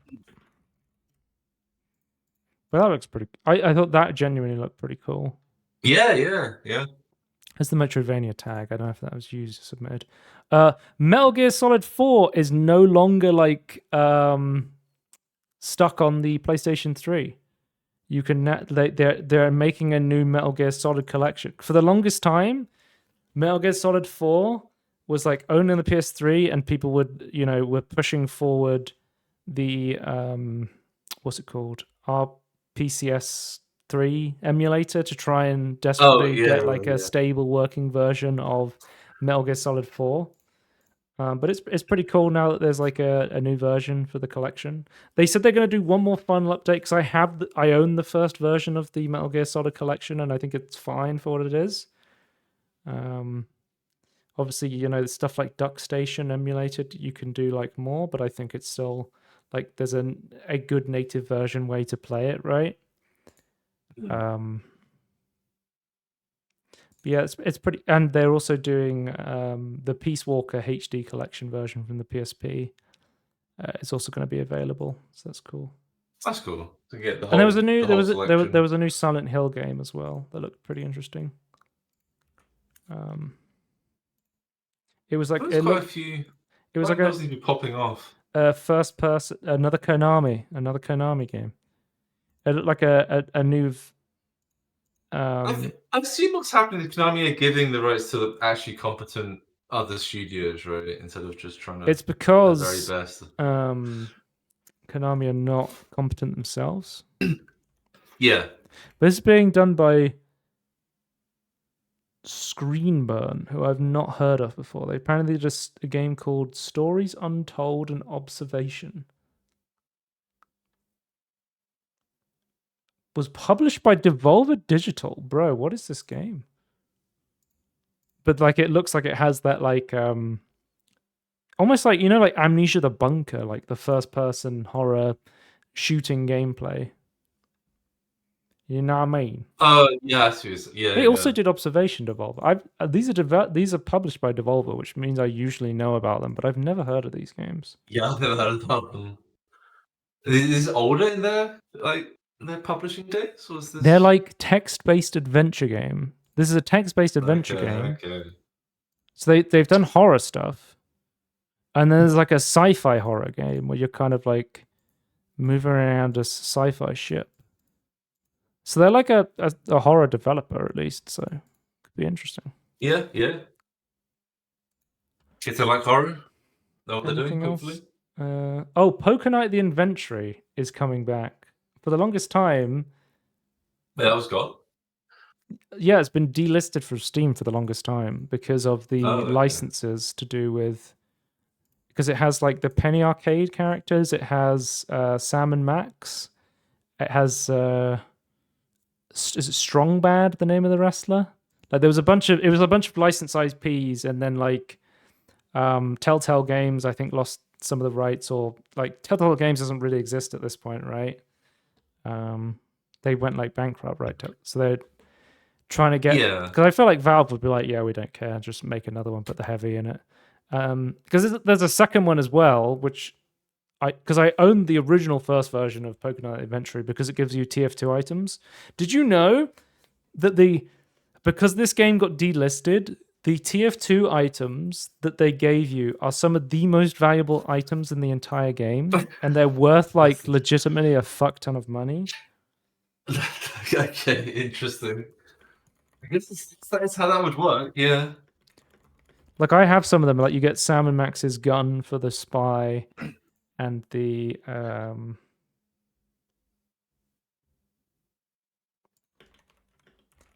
how much are the Pokemon Adventure TF2 items worth?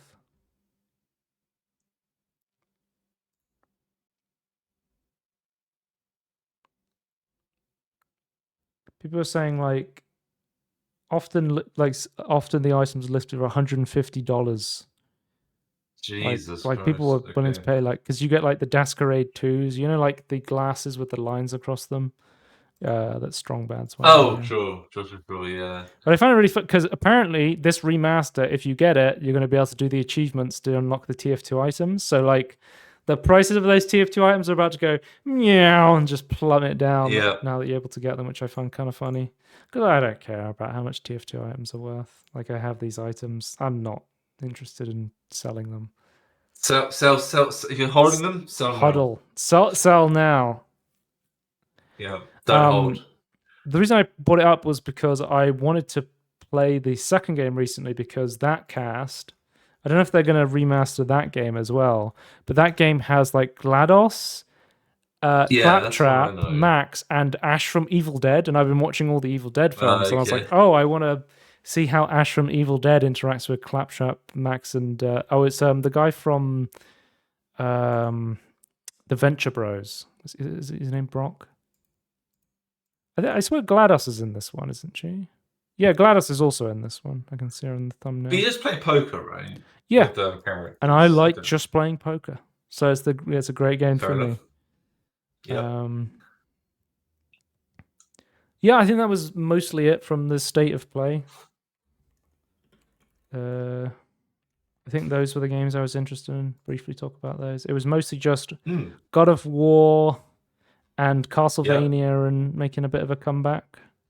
There was a new John Wick game where John Wick was like, yeah, I'm John Wick.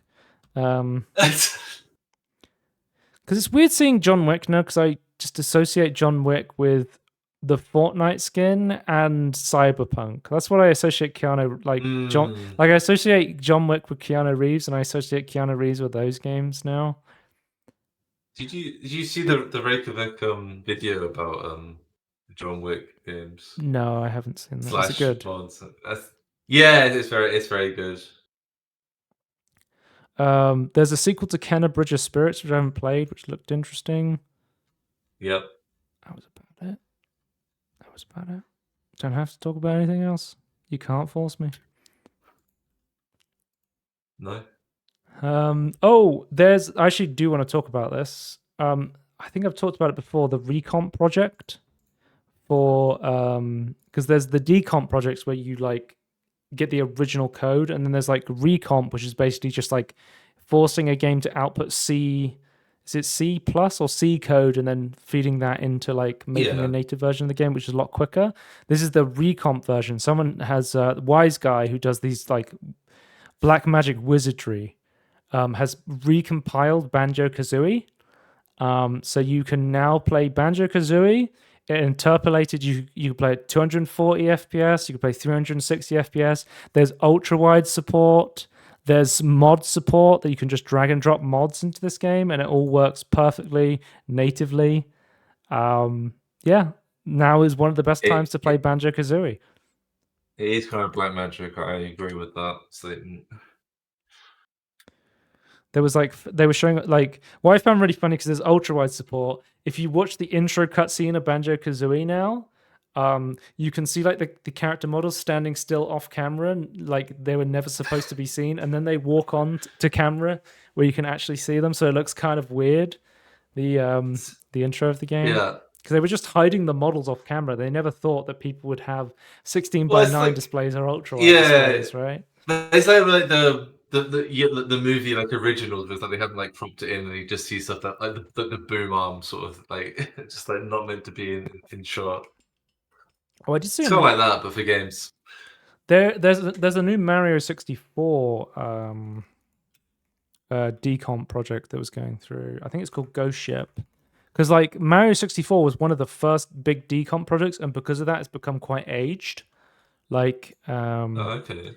It's actually like a lot of these like recomps and newer decomps have way more features. But the people behind the Ocarina of Time decomp, Ghost, like the Shiver Harkanian, they've done like a Star Fox decomp, and they now have done like another Mario decomp where it's called Ghost Ship. And they've basically brought all of their like newer features to the Mario 64 PC port, so it's like a really good way to play that as well. I also heard about there's like a Super Mario Bros. Decomp / fan game that's apparently it's like a Mario Maker style game on PC that looks really cool. Oh, okay. And apparently Nintendo is still DMCA striking Switch emulators. They like because like when like Ryujinx and Yuzu died, people made like forks of them. Apparently they're still going after them. So I guess they're worried about like Switch 1 games still like Tomodachi Life and stuff like that maybe, but it's like, or like they're worried about like Switch 2 basically being an emulator of the Switch 1 for some games, and then that being able to like push that forward to being able to play Switch 2 games. Well, to some extent, the fact that Switch 2 is backwards compatible with Switch 1 to an extent like is a selling point, and they want to try and keep that. It's understandable. I don't really care about Nintendo. Like, I feel like Nintendo is fine. They don't need to do this. That's kind of where I'm at. Oh, Tony, I watched Fallout Season 2. I think I talked about this with you because you watched Fallout Season 1 and you were like, I will not watch Fallout Season 2. I didn't finish. I only got 3 episodes in. Oh, you gave after 3 episodes? I didn't even realize that. I really don't like. I feel like, I don't know. I feel like I like different parts of Fallout. Maybe that's what it is. I don't know. I know Fallout, like, especially Season 2 feels very New Vegas to me, where it's just like everyone fucking sucks and is so stupid, and I'm like, that is like classic Fallout. It's just like what is the dumbest? Like, I love Maximus. I think he may not be the greatest character, but I love like Maximus slips in a banana peel and accidentally like blows up the entire like Brotherhood of Steel, and I'm just like, this is the sort of shit I would do if I was playing Fallout. That's the kind of energy I feel like when I'm watching the show. My issue is not like that sub, it's the response and like the unrealistic responses characters have. They don't feel real to me. I think it'd be far better if these stupid things happen, but people acted like real people. I think that's my biggest issue. I think like Walter Goggins kills it in this show, like the Ghoul. I think he's fantastic in this. Like, he plays it like super 100%. serious.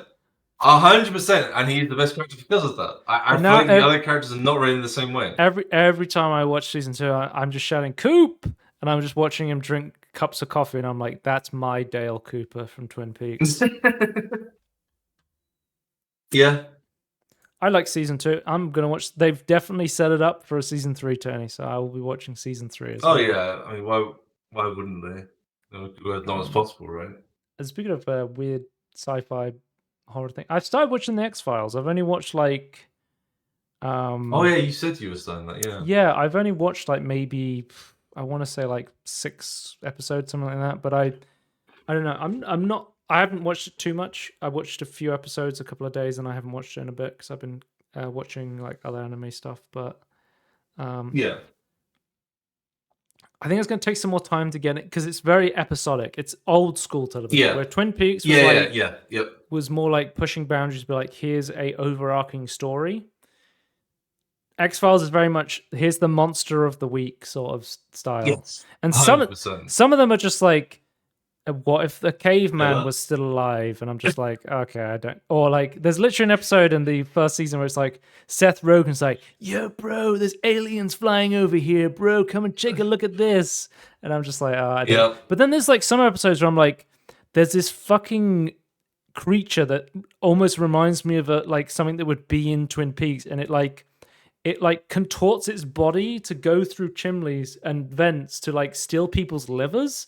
And I'm like, this is experimental weird horror shit. Like, give me more of this. And I'm like, I feel like I'm gonna have to let it cook. Sure. And I feel like it's gonna be like it's gonna be like Star Trek, where it's like strong episodes and weaker episodes. It's like it's episodic.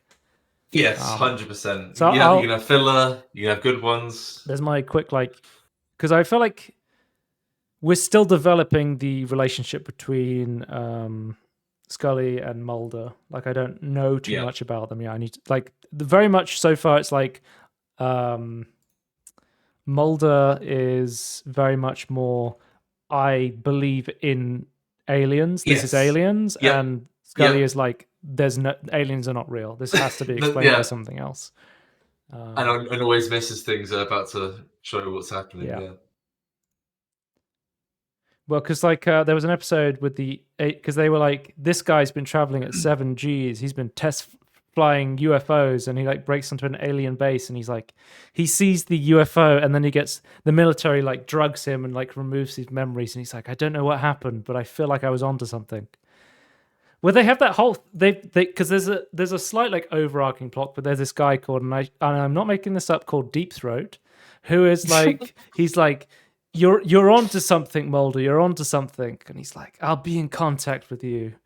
So there is like that slightly overarching plot, and I wonder like how far that goes, but I'm gonna have to watch more of it. That's to get more of an opinion. But so far I've been enjoying Twin Peaks from what I've seen of that more than X-Files. So I'm enjoying just watching weird 90s television. I've just been enjoying going back and seeing that, right? We're at the time where I'm just nostalgic for the 90s now. I'm getting to that age. Yeah. Are you nostalgic for it? Is that you've just been experiencing it? I feel like everyone's getting nostalgic for it, and now I'm absorbing the nostalgia through other people. Okay. I just feel like you just experience things that, yes, it's from the 90s, but you never experienced before. I feel like it's a little bit different. So, I want to speak about anime quickly, Tony. So turn your headphones off, and I'll rant for a bit. Well, it's about interesting anime. I am going to talk about some interesting anime first, and then I'll talk about the bullshit afterwards. Okay. Because I've been watching some fucking fantastic stuff, and I've been watching some crazy bullshit. Let me just tell you now, just buddy. about in town. Okay. Yeah, literally, I was like, man, I've been watching too much good stuff recently. I need to watch some trash. And I've been watching some trash. Free Run's back. Free Run Friday. Yeah. Every Friday, I'm like, the new episode of Free Run's coming out. I've not been watching this for so long because I've been waiting for the English dub. Oh yeah, yeah. Because I shit you not, Tony. They delayed that because they use a recording studio for the dub in Texas, and there was a storm in Texas, and one of the main characters in Free Run is called Fern. And the storm that delayed Free Run, it was Storm Fern. I shit you not. I've heard about the Texas storm. Apparently, it's going to be delayed again because of the Winter Olympics, but that's more to do with like Japanese television showing the Olympics, so they won't be showing on television. Because I was like over the Christmas holidays, stuff got delayed. because of holiday stuff, like all the. I played Tangerine, but I remember when like Doctor Who got split into two because I think because of the Olympics, and I was like, oh, I don't care about the Olympics. Fuck these Olympics. Yeah. I've been watching a little bit of the Winter Olympics. Like I've watched some of the like skating and speed skating stuff. But I'm not super into the Olympics. I'm not like a. I'm not into sports at all, so I don't care. But yeah. Like it's like appreciation stuff, but I like curling. I'm just like I don't care about curling or that sort of, but I feel like at Summer Olympics is like, this is a tangent, but Summer Olympics is like how far can you run? Who can jump the furthest? Winter Olympics is like how quickly can I kill myself? It's just like I'm going to send myself headfirst down a slope of ice on a fucking tray lid going like fucking 30, 40 miles an hour, and if I make a slight turn, I'll just fucking die. But let's see who can do it the fastest. Yeah, I don't know. I don't get anything out of it. I just don't understand it. What's the point? But yeah, Freeman's back. Tony, I'm fucking loving the show. It's still really good. I mean, anytime somebody is ever, even if they don't ask me to recommend anime, I'm just like, just watch fucking Freerun. Yeah, like, you always treating it as like a non-anime, like you just said, like, this is. It's just a good fucking television. Like, I'm watching this and I'm almost, like, I'm just seeing character. I'm just perma tearing up every episode. Every episode feels nostalgic. Freerun is one of those shows where it's like. When I'm watching Freerun, I feel like I'm at home. Just always. It's so like relaxing. And even like, because the thing is, Tony, even when like they go to a hot spring, and I've never seen this hot spring, I've never seen this place in the country, I've never been here, but I'm seeing it through the eyes of Freerun, and Freerun has been here before, and it's just like it's like Freerun is like watching secondhand nostalgia. It's such a weird feeling to describe, but it is very enthralling. I think of like any other media that I've experienced anything that's like that or set up like that. It's like having nostalgia for the X-Files and the 90s and Twin Peaks, even though you were like 5 years old when the 90s ended. Yeah, I did think about that. It's like we didn't grow up in the 90s. We just existed in it. Every Friday, Freerun comes out. Freerun Fridays. I love Freerun Fridays. And so I was like, okay. So my relationship with shonen shows. I think My Hero Academia is one of the better shonen shows. It's still kind of like cheesy, cartoony stuff.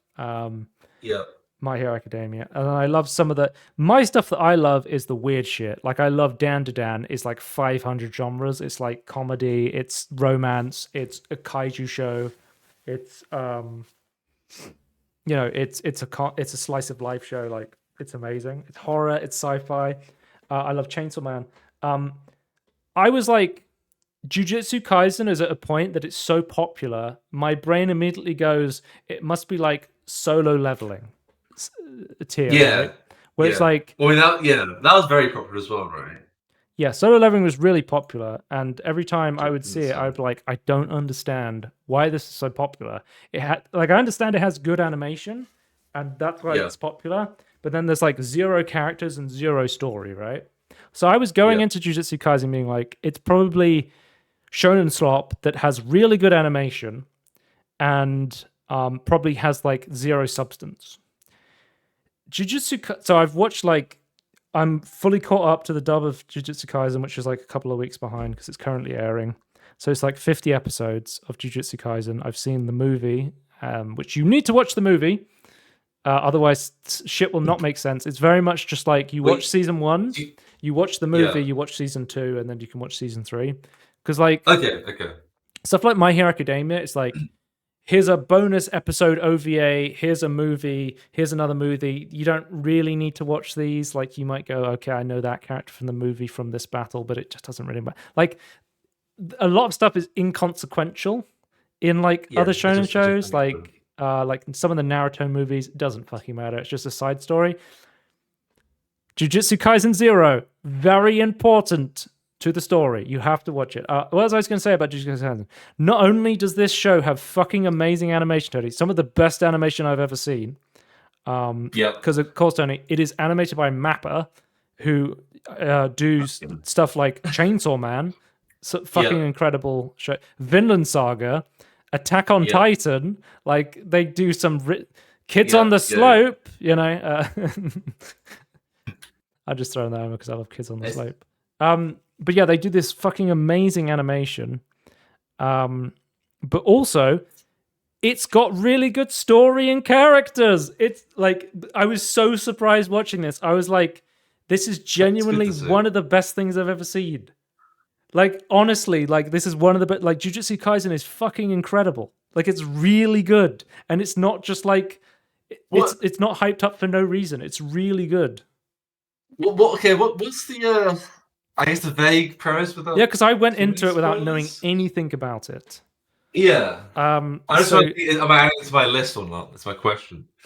So this I would say, like, you know, shonen stuff to differentiate itself. If I was going to compare it to a show, Tony, it's more like Chainsaw Man and like the non-goofy side of Dan. It's very much like horror. It's weird horror, like weird horror. The basic idea is there's this kid called Yuji, and there's these things that exist in the world called curses. And basically, he joins the occult club because it's the only club that doesn't make him stay home after school. He wants to go and visit his grandpa. He then is there late one night. He sees one of his friends. They're there overnight, and they're trying to like summon a demon. This curse attacks them, and he's there to protect them. Then another kid comes along. It's like, you don't know what the hell's going on. That curse there is one of the most powerful curses. It's from a curse called Sukuna, who's this ancient sorcerer, and it's one of his fingers, and it's summoning these other curses to come close to it, because if you consume a curse, you become more powerful. But by consuming a more powerful curse, a curse becomes stronger, right?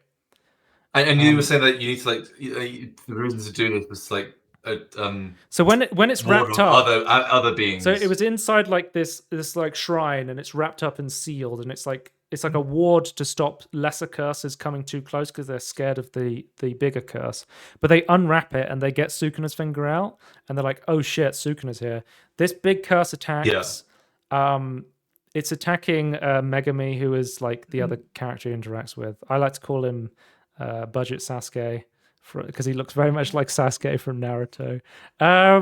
But yeah, anyway, he's basically like, oh, you said if I consume a curse, I'll become powerful. So he eats Sukuna's finger. His first thought is to eat Sukuna's finger, and he like beats the shit out of this curse and destroys it. And then basically he's like turns into Sukuna, and he's like, oh, I'm going to have to murder you because you're going to become Sukuna. And then Yuji turns back to Yuji, and he's like, why do you need to murder me? He's like, wait, you can still be yourself. And he's like, yeah, you just consumed one of the most powerful curses in the world, and you can like actually stop it from coming out. And they take him to Jujutsu High. So basically, they're called Jujutsu sorcerers, and they basically use cursed energy to fight curses to stop people getting murdered by these curses. And they want to execute him because the higher ups are like, they're so terrified of Sukuna, and it makes sense later because you get to see Sukuna later, and he is fucking terrified. What? And they're like, a powerful demon. Yes, Sukuna is one of the most powerful. He's like a sorcerer, but he's become a curse. I don't fully understand how it works, but basically, he was like a jujutsu sorcerer, I think, but he's like he's kind of like a Horcrux, I guess, through these like cursed fingers. And like separated his soul into other parts of himself. But the higher ups are so scared of Sukuna that they're like, if somebody consumes a curse and is able to like hold it and stop it from coming out, and then the only way to destroy one of those curses is by killing the vessel. So they want to he's eaten a finger. They want to kill him. To basically destroy Sukuna's finger and stop him from coming back and being powerful. But Gojo Satoru, one of the biggest aura farmers in this show. I know I call out solo leveling for just being people standing around aura farming. this show has Horrifying, but it also has other stuff in it that's really good. Yeah, it's but Satoru Gojo is like, okay, because it's one of my favorite, because I've seen this quote online as a meme and I didn't know it's from this show. Satoru, he's like, if Sukuna came back, nobody would be able to stop him, right? Gojo, you wouldn't be able to defeat him. And Gojo's like, nah, I'd win. Like, I've seen that meme everywhere and I didn't know it was from this show.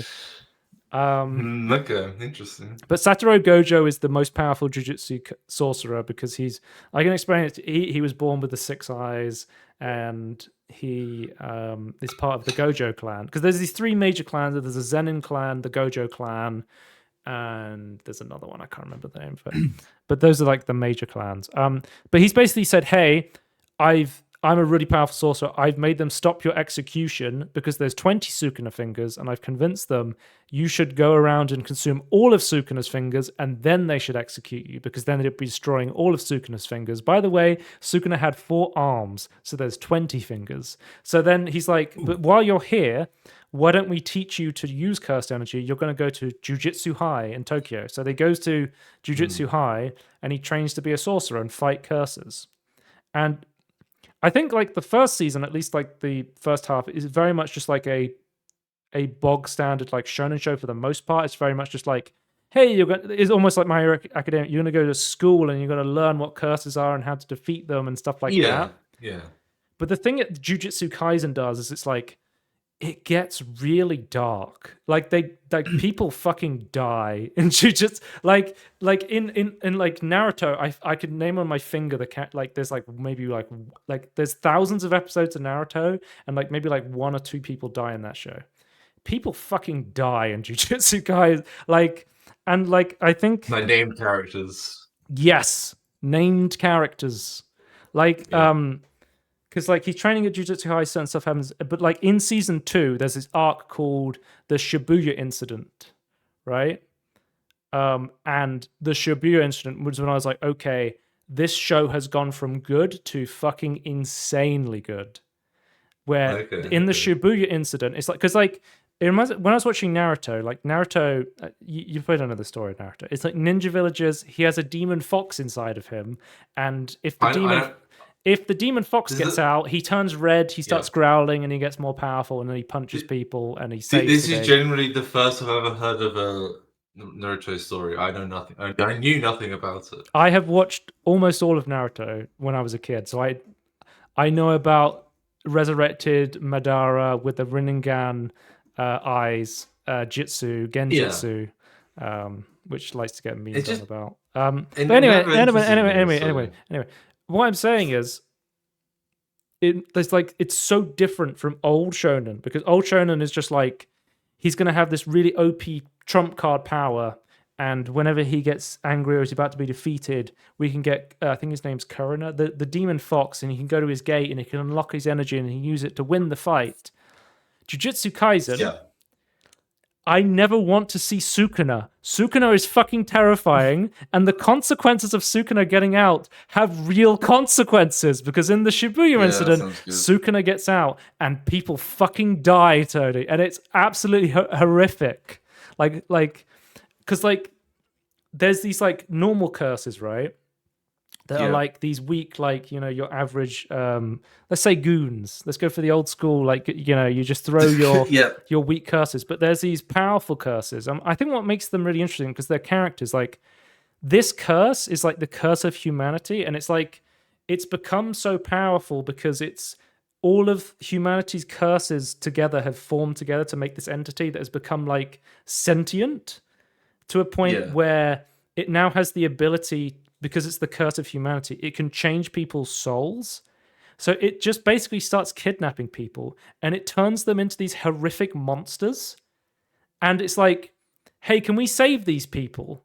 And it's like, no, their souls have been permanently disfigured. We have to murder these people because they're horrific monsters. And this guy is just throwing them at you. He's turning them into fucking snakes and just sending them through people's chests, through walls. And you're just like, what the fuck is going? Like, this show is like insane. I got to tell you, Tony, it's insane, peak tier mappa animation. So you're just seeing the most insane fight scenes, and you're just like, this guy just summoned a human being into a snake and just sent it through this guy's chest through a fucking wall. And you're just like, I can't believe what I'm. And it's just so like beautifully animated. It's just so insane, and it's so cool. Very visceral. Yes, it's so good, and yeah, it's great. It's really good. One thing I want to say, like the concept of like needing a curse to like ward off other curses, I think that's a really good way to do like, that dark reasoning. There's like a curse of Mother Nature. Like the curse has got pissed off that people are destroying the planet, and it uses like poisonous vines to attack them and stuff like that. Like they actually thought about like why a curse would, like the curse was so pissed off, or other people were so pissed off, they cursed this thing into existence, and it's just like a culmination of hatred, and like it feels like a culmination of hatred. Like the things it's doing are vile, and you're just like, I hate this thing, but also you're like, but don't you also have the right to exist because you're kind of a living entity? And it's like, I think that's the sort of thing that makes Jujutsu Kaisen really like, who deserves to live and die? I think that is like a really interesting like dynamic that Jujutsu Kaisen could have as well, while just having the most like insane like fights. Like fuck, season 3 is so good as well. Like, oh my god, Maki Zenin just went to the Zenin clan, and it's like watching a Tarantino film be animated. I was just like, what? Like, this is so good. And I understand now. I understand why people love Jujutsu Kaisen, because it's not hype. This show is genuinely incredible. It's really good. It's one of the best things I've watched, and it is up there with stuff like Chainsaw Man for just like insanely great characters and great animation and like good story and everything. Okay. But yeah, it sounds really interesting actually. Yeah, I think as a grim dark show, yeah, the concept sounds very cool to me. I like that concept a lot. How do you spell it? Jujutsu, Kaisen. Okay. Are you gonna add it to your fake list? So Do you actually have unless like I don't an look anime at list thing? So I have I have a list on my phone. A list on your phone. I was gonna say, do you not have like you don't have like a my anime list profile you're adding? I plan to watch. No. That's what I do. I add things to my plan to watch on my anime list. I just have a note thing on my phone that I just add, and then I just don't think to watch anime. I don't know. I need to. But yeah, one day. So the another thing I'll say, like the film is a prequel, but I feel like it would not make sense if you watched it first. So you need to watch Jujutsu Kaisen season 1. Then there's a prequel movie, which then kind of, because there's this guy called Gato who is like, seems like he's with the curses, and you're just like, who is this guy? And then you watch the film, and you're like, oh, that's who Gato is. And then you watch like the first half of season 2, and you're like, okay, now I know who Gato is. And I feel like if you don't watch the movie, and you'll just be like, I don't know who this character is. So like you need to watch the movie after season 1, and then because like season 2 does another time skip, so like it time skips like back in time a bit, and then it goes back to present. So that's something to consider. But like it literally in season 3, Tony, they had an episode, and the entire episode was an exposition dump. I'm not kidding you. The entire episode was just, and there's this thing called the culling game, and here's all the rules. And I was constantly pausing it and reading the rules of the culling game, because that's the current arc in season 3. But they actually did it in a way that animated this this exposition dump interestingly, which I feel like is not something that a lot of animated shows could do. I think not many things can do well. But if you ever watch the show and you get confused, I will be able to explain it to you without giving you spoilers for the most part, because I kind of there were some things that confused me, and then I was able to figure them out. Yeah. I'm kind of okay being confused to the end, to be honest. Then I will ask questions. So Tony, you can turn your volume off now. I was like, I've been watching. This is too good. I was like, damn, I've watched two because I watched Oshinoko, and I was like, this is a show about idols. It's gonna be trash. And then I was like, Oshinoko is incredible. It's like a modern. It's like sending them like Perfect Blue was so ahead of its time, but it's like the dark side of like the celebrity and parasocial and idol industry. It's like Oshinoko is great. It's such a weird concept though, or such a weird premise. Yeah. So I said, I've got to, Tony, I need to watch some dog shit romance stat. I've been watching the quintessential quintuplets. Can I just ask a question? Do you just like get this feeling of like, I really need to watch a rom-com? Yes. Is it just like, okay, interesting. It's just, I just love it so much. Okay. It's just, when you find something you really enjoy, you just want to keep doing it. That's how I feel about dog shit rom-com. Like rom-coms. You know what?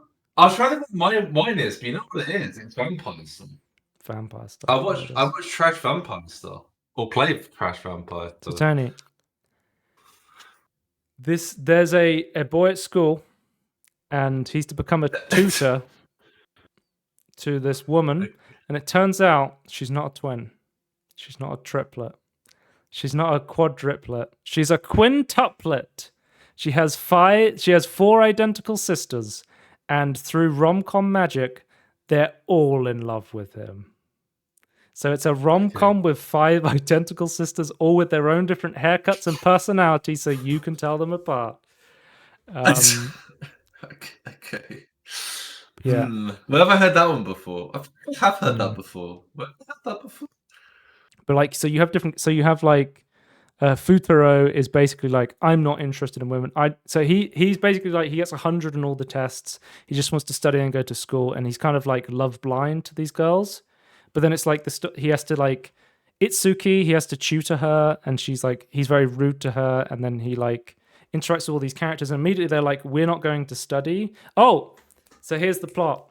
He's really poor, and their family's really rich, and their dad said that if he tutors them, he'll pay them 5 salary, because there's 5 of them, and he needs to pay off his family's debt, and he's super poor.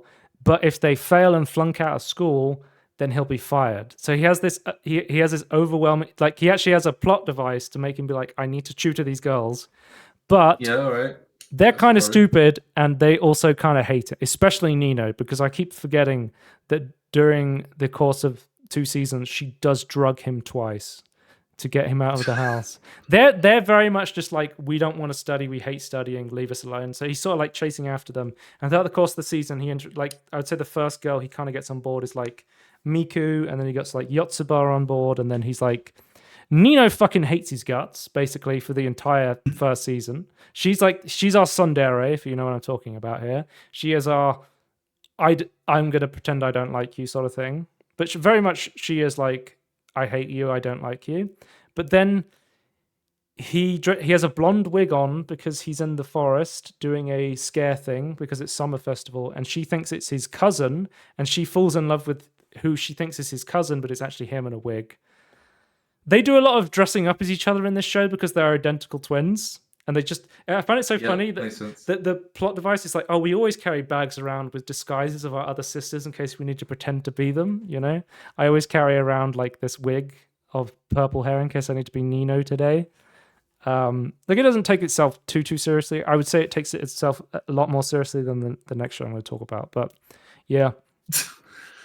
Okay. But there's a season of this. Basically, they all start to realize they're in love with the same guy, and that's when the shenanigans start, Tony. They start pretending to be each other and then being like, I hate you, don't talk to me, and just like underhandedly like trying to mess each other up. But then at the end of the day, Tony, they come together as sisters because they are sisters. Because like the big plot thing, Tony, is like they show him getting married to one of them, but because they're identical, you see the face and you're like, I don't know which one this is. So that's like the big tease, is like, which of these sisters will he marry? So like as you're watching it throughout, you're trying to like, ooh, I think because he had this good relationship with Itsuka, or he had this good relationship with Ichika, she wants to be an actress, and then Miku wants to flash forward to this then.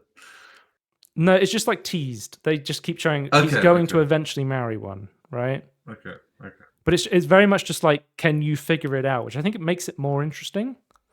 But season 1's done by Tentacle Productions. Season 2 is really good. Season 2 is done by Bilberry Animations, and I know Bilberry Animations because they did Witch Watch, which was like one of my favorite shows of last year, like a really cool comedy show with romance in it as well. So like I like Bilberry Studios from what I've seen from them so far. They did season 2 of the Quintessential Quintuplets, and basically Nino figures out that he is the guy that she's interested in. She fucking ults. She's like, I love you, go out with me. She basically goes from tsundere to, I understand my feelings, I'm going to aggressively hit on you. And there's basically like a whole season of, the other girls like slowly confessing to him. And it goes through all of these, because I'm guessing you don't care if I tell you the spoiler of which girl wins at the end, right? No. Because the entire time I'm watching this, I'm watching this, right? And I'm like, okay, I could see Miku. I can see Itsuki kind of. I can see Nino now that she's altered and she's completely 180'd on her previous position and she's super coming on him. I can see Ichika. I like Ichika a lot, right? But I was like, I know one thing for damn sure. He's not going to end up with Yotsuba. Because this is the most friend angle I've ever seen. He has no romantic scenes with Yotsuba. It would be absolutely ridiculous to end up with Yotsuba. So I watched the movie, and the movie is like 2 hours long, and it shows like the conclusion of which girl he gets with. It's fucking Yotsuba! What the fuck? How that... I feel like a lot of people were fucking bamboozled by the ending of this being like, it's Yotsuba. Because I feel like all of the girls have romance scenes except Yotsuba. Yotsuba is very much just like, haha, I'm your... She supports the other girls and was like, you should date this girl. And she's very much like his friend. And I was so confused, like how he ended up with Yotsuba. There was an OVA thing, because this show's really popular, so they made more of it. It's called The Quintessential Quintuplets with is that a tilde key, a squiggle? Yeah, I guess you'd call it that. But this is basically like 2 side stories, and because I watched this after the movie because I didn't know about this, these 2 episodes go massively into Yotsuba's romance with the main character, and I'm like, bro, why wasn't this in season 2 before the movie where they reveal who was... Because like at the start of the movie they do like your choose your own adventure where they're like, hey, here's what would happen if you ended up with this girl, this girl, this girl, this girl, this girl. By this point I was so sure it wasn't Yotsuba because I was just like, there's no way it's Yotsuba. But yeah, this OVA, it's animated by Shaft, which is like an older like animation studio, but they do like tons of like weird like romance, like old school romance shows, and it's great. Like it's a really good OVA because it's like one studio did season 1, a different studio did season 2. They got a studio to just do the OVA episodes. I think Bilberry did the other OVA episodes though. Let me check. Yeah, they did the other OVA stuff. But yeah, I wish I had seen this weird OVA thing in between season 2 and the movie, because this isn't on Crunchyroll. Because Crunchyroll goes season 1, season 2, the movie, when you're watching it on the Crunchyroll app. And I wish I'd seen this between season 2 and the movie, so I could, because I was like. Because after I watched the movie, I was like, there has to be so much more Yotsuba stuff in the manga they just cut out. And this is manga stuff that they cut out that is in OVA stuff. And I feel like it makes the conclusion a lot less confusing. Because I feel like this character, Yotsuba, didn't get the screen time she deserved to be the final girl. Because there's another OVA they have, and it just goes into like, and here's what they did on their honeymoon. And they're still very much just adults that are acting like they're in a harem, even though they're married.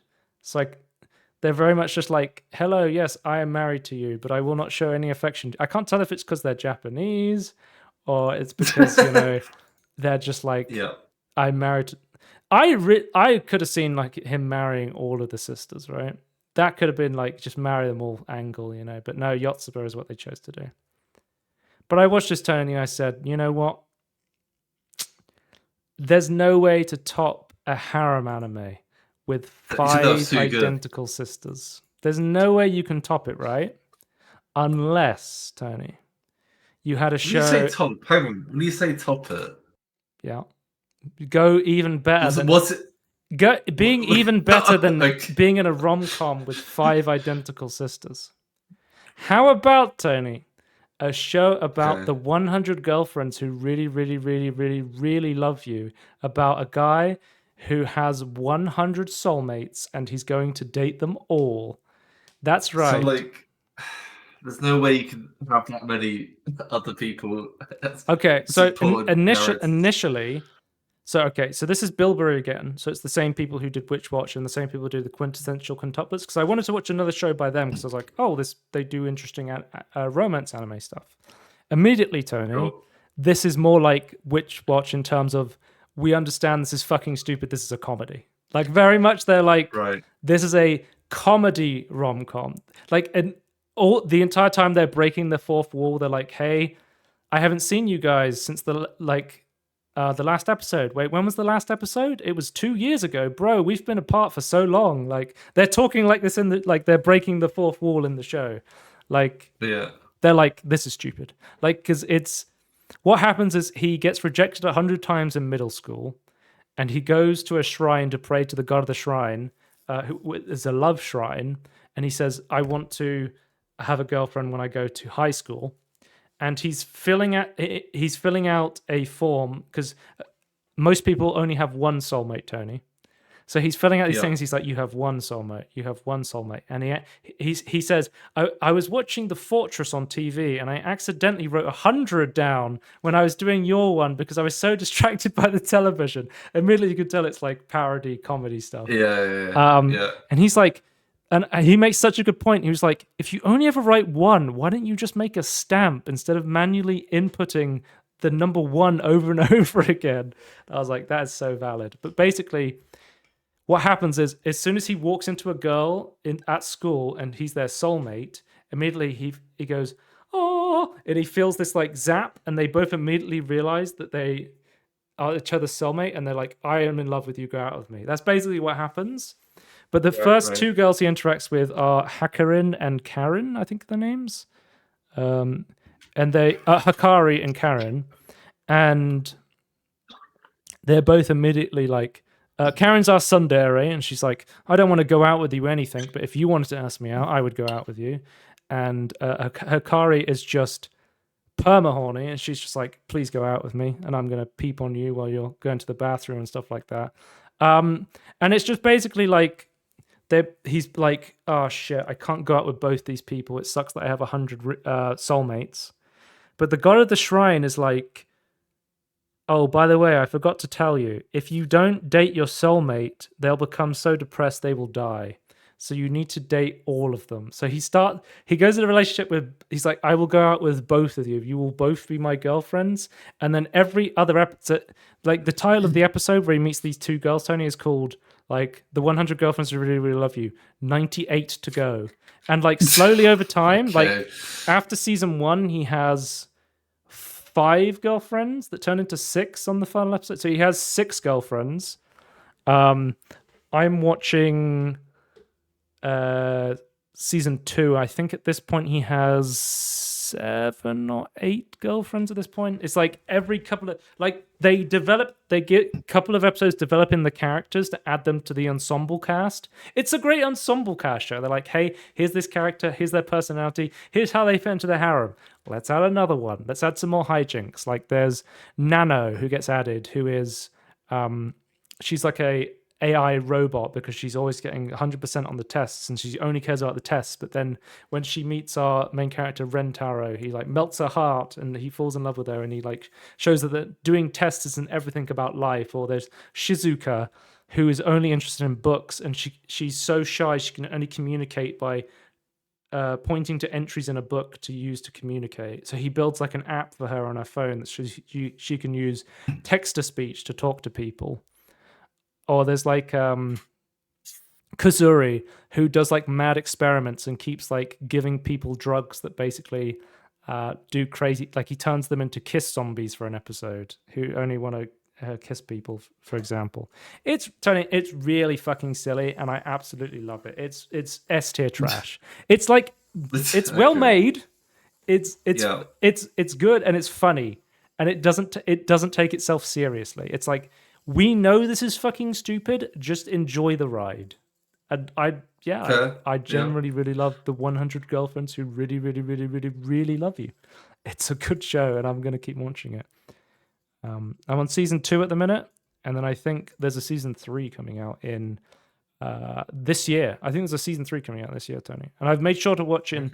Recently, I've been trying to watch stuff in Japanese because I'm like, not only because I've been trying to learn more words in Japanese, but also because I've been like, I kind of like being more up to date with the sub version rather than having to wait for the dub. Just like, wait, you trying to like listen to it instead of having to read the. I don't think I'll ever get to that point, but but maybe easier. I recognize a lot more words. Like I can hear intent and stuff like that. Yeah. But yeah, because like, for example, certain stuff like movies usually get dubbed later, or like OVA, like famously OVA episodes, like the spin-off episodes they put on the Blu-ray stuff. These usually don't get dubbed ever, so you'll have to watch this sort of stuff in Japanese anyway. So I still, because I didn't know this was going to be a comedy, I thought it was going to be romance. And romance I generally prefer to watch in Japanese because I prefer the acting of the original actors for romance stuff. Whereas like shonen or comedy stuff, I'm like, shonen is like I want to focus on the animation, so I usually watch in English. And then comedy, I'm like, I feel like comedy comes across better in your native language, which is usually why I watch comedy stuff in English. But I didn't know this was a comedy. I just thought it was romance slop. So I was like, I'll just watch it in Japanese. And yeah, I've been enjoying it. Still enjoying the random fucking jokes. Yeah, Tony. I think that might be everything I have to say. Okay. I've tricked you here to listen to me talk about.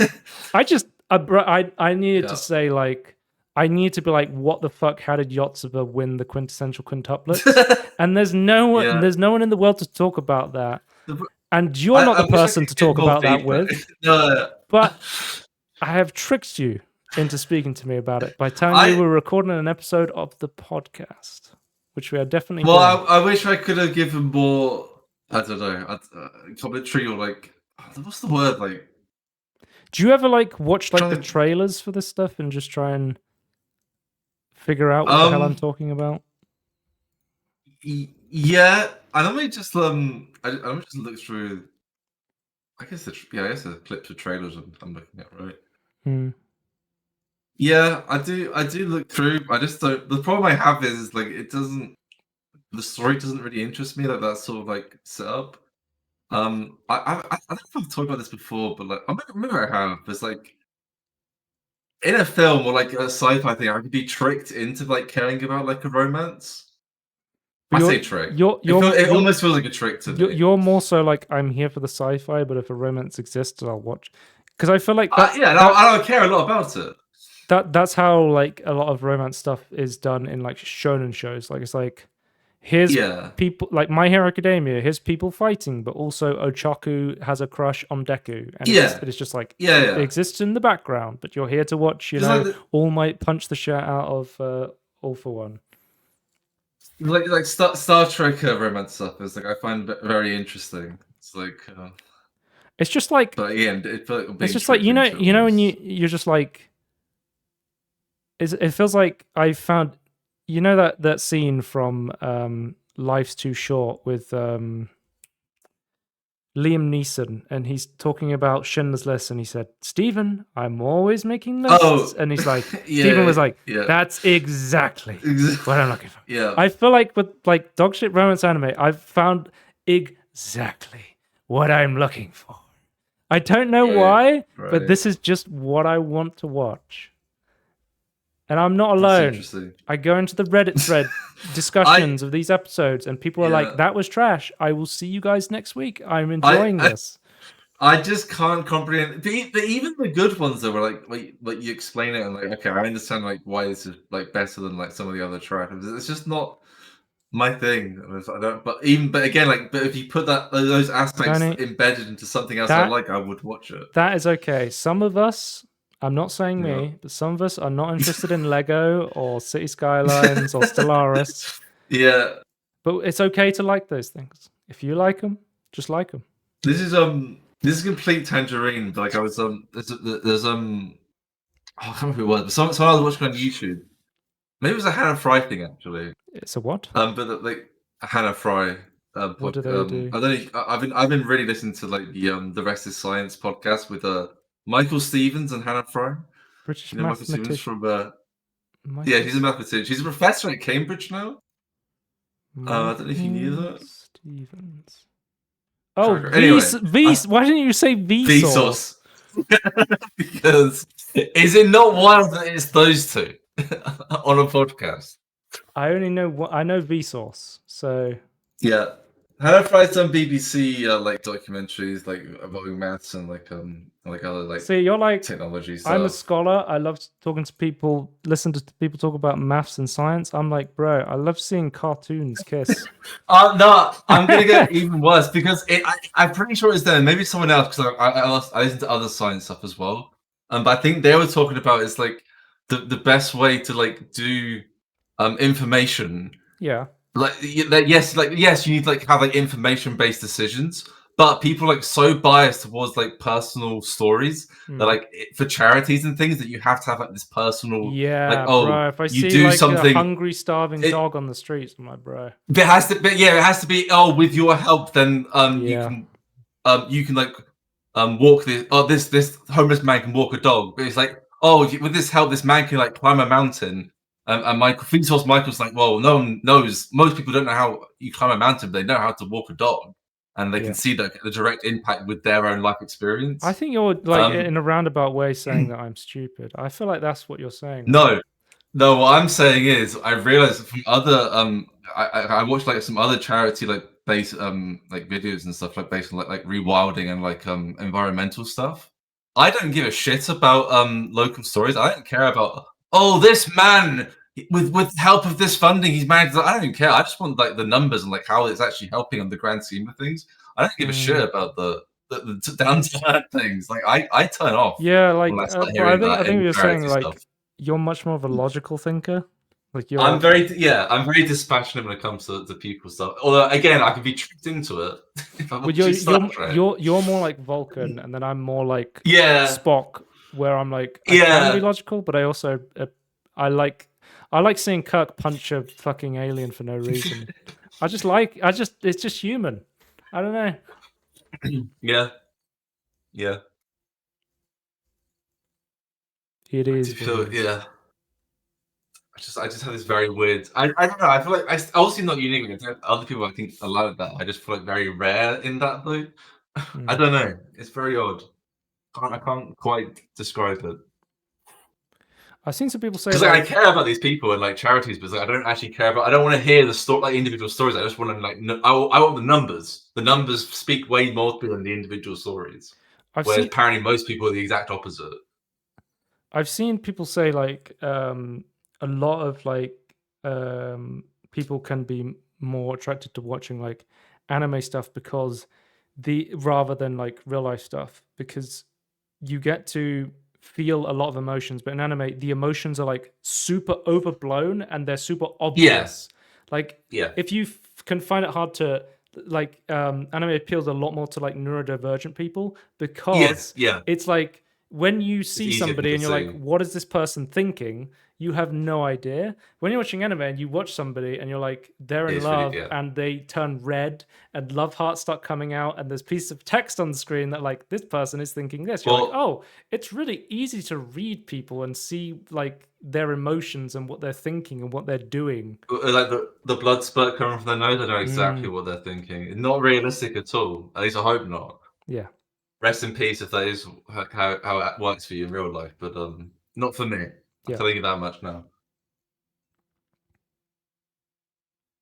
Oh, that's one thing I've seen. Apparently, it's like, you know, when people say someone's talking about me, my ears are burning, or I feel like someone's walked on my grave. In Japan, because I see this in anime all the time, you sneeze if somebody's talking about you. That's their like equivalent of that. Yep. Looking over your grave is a weird one. That feels like very like you'll have two characters talking to each other, not. and you'll just cut to a scene of them sneezing and going, "Oh, I guess I just sneezed." That is like the classic trope. Yeah, I guess we all have our weird cultural idiosyncrasies. Yeah. I think what I've learned, Tony, is I'm just a massive weeb now. I'm constantly. I was just. What happened was I was like, okay. What happened was I was like, I just watched Naruto when I was a kid. I'm not into this. And then I was like, yeah, it's just children's cartoons. It's children's cartoons. I hate this.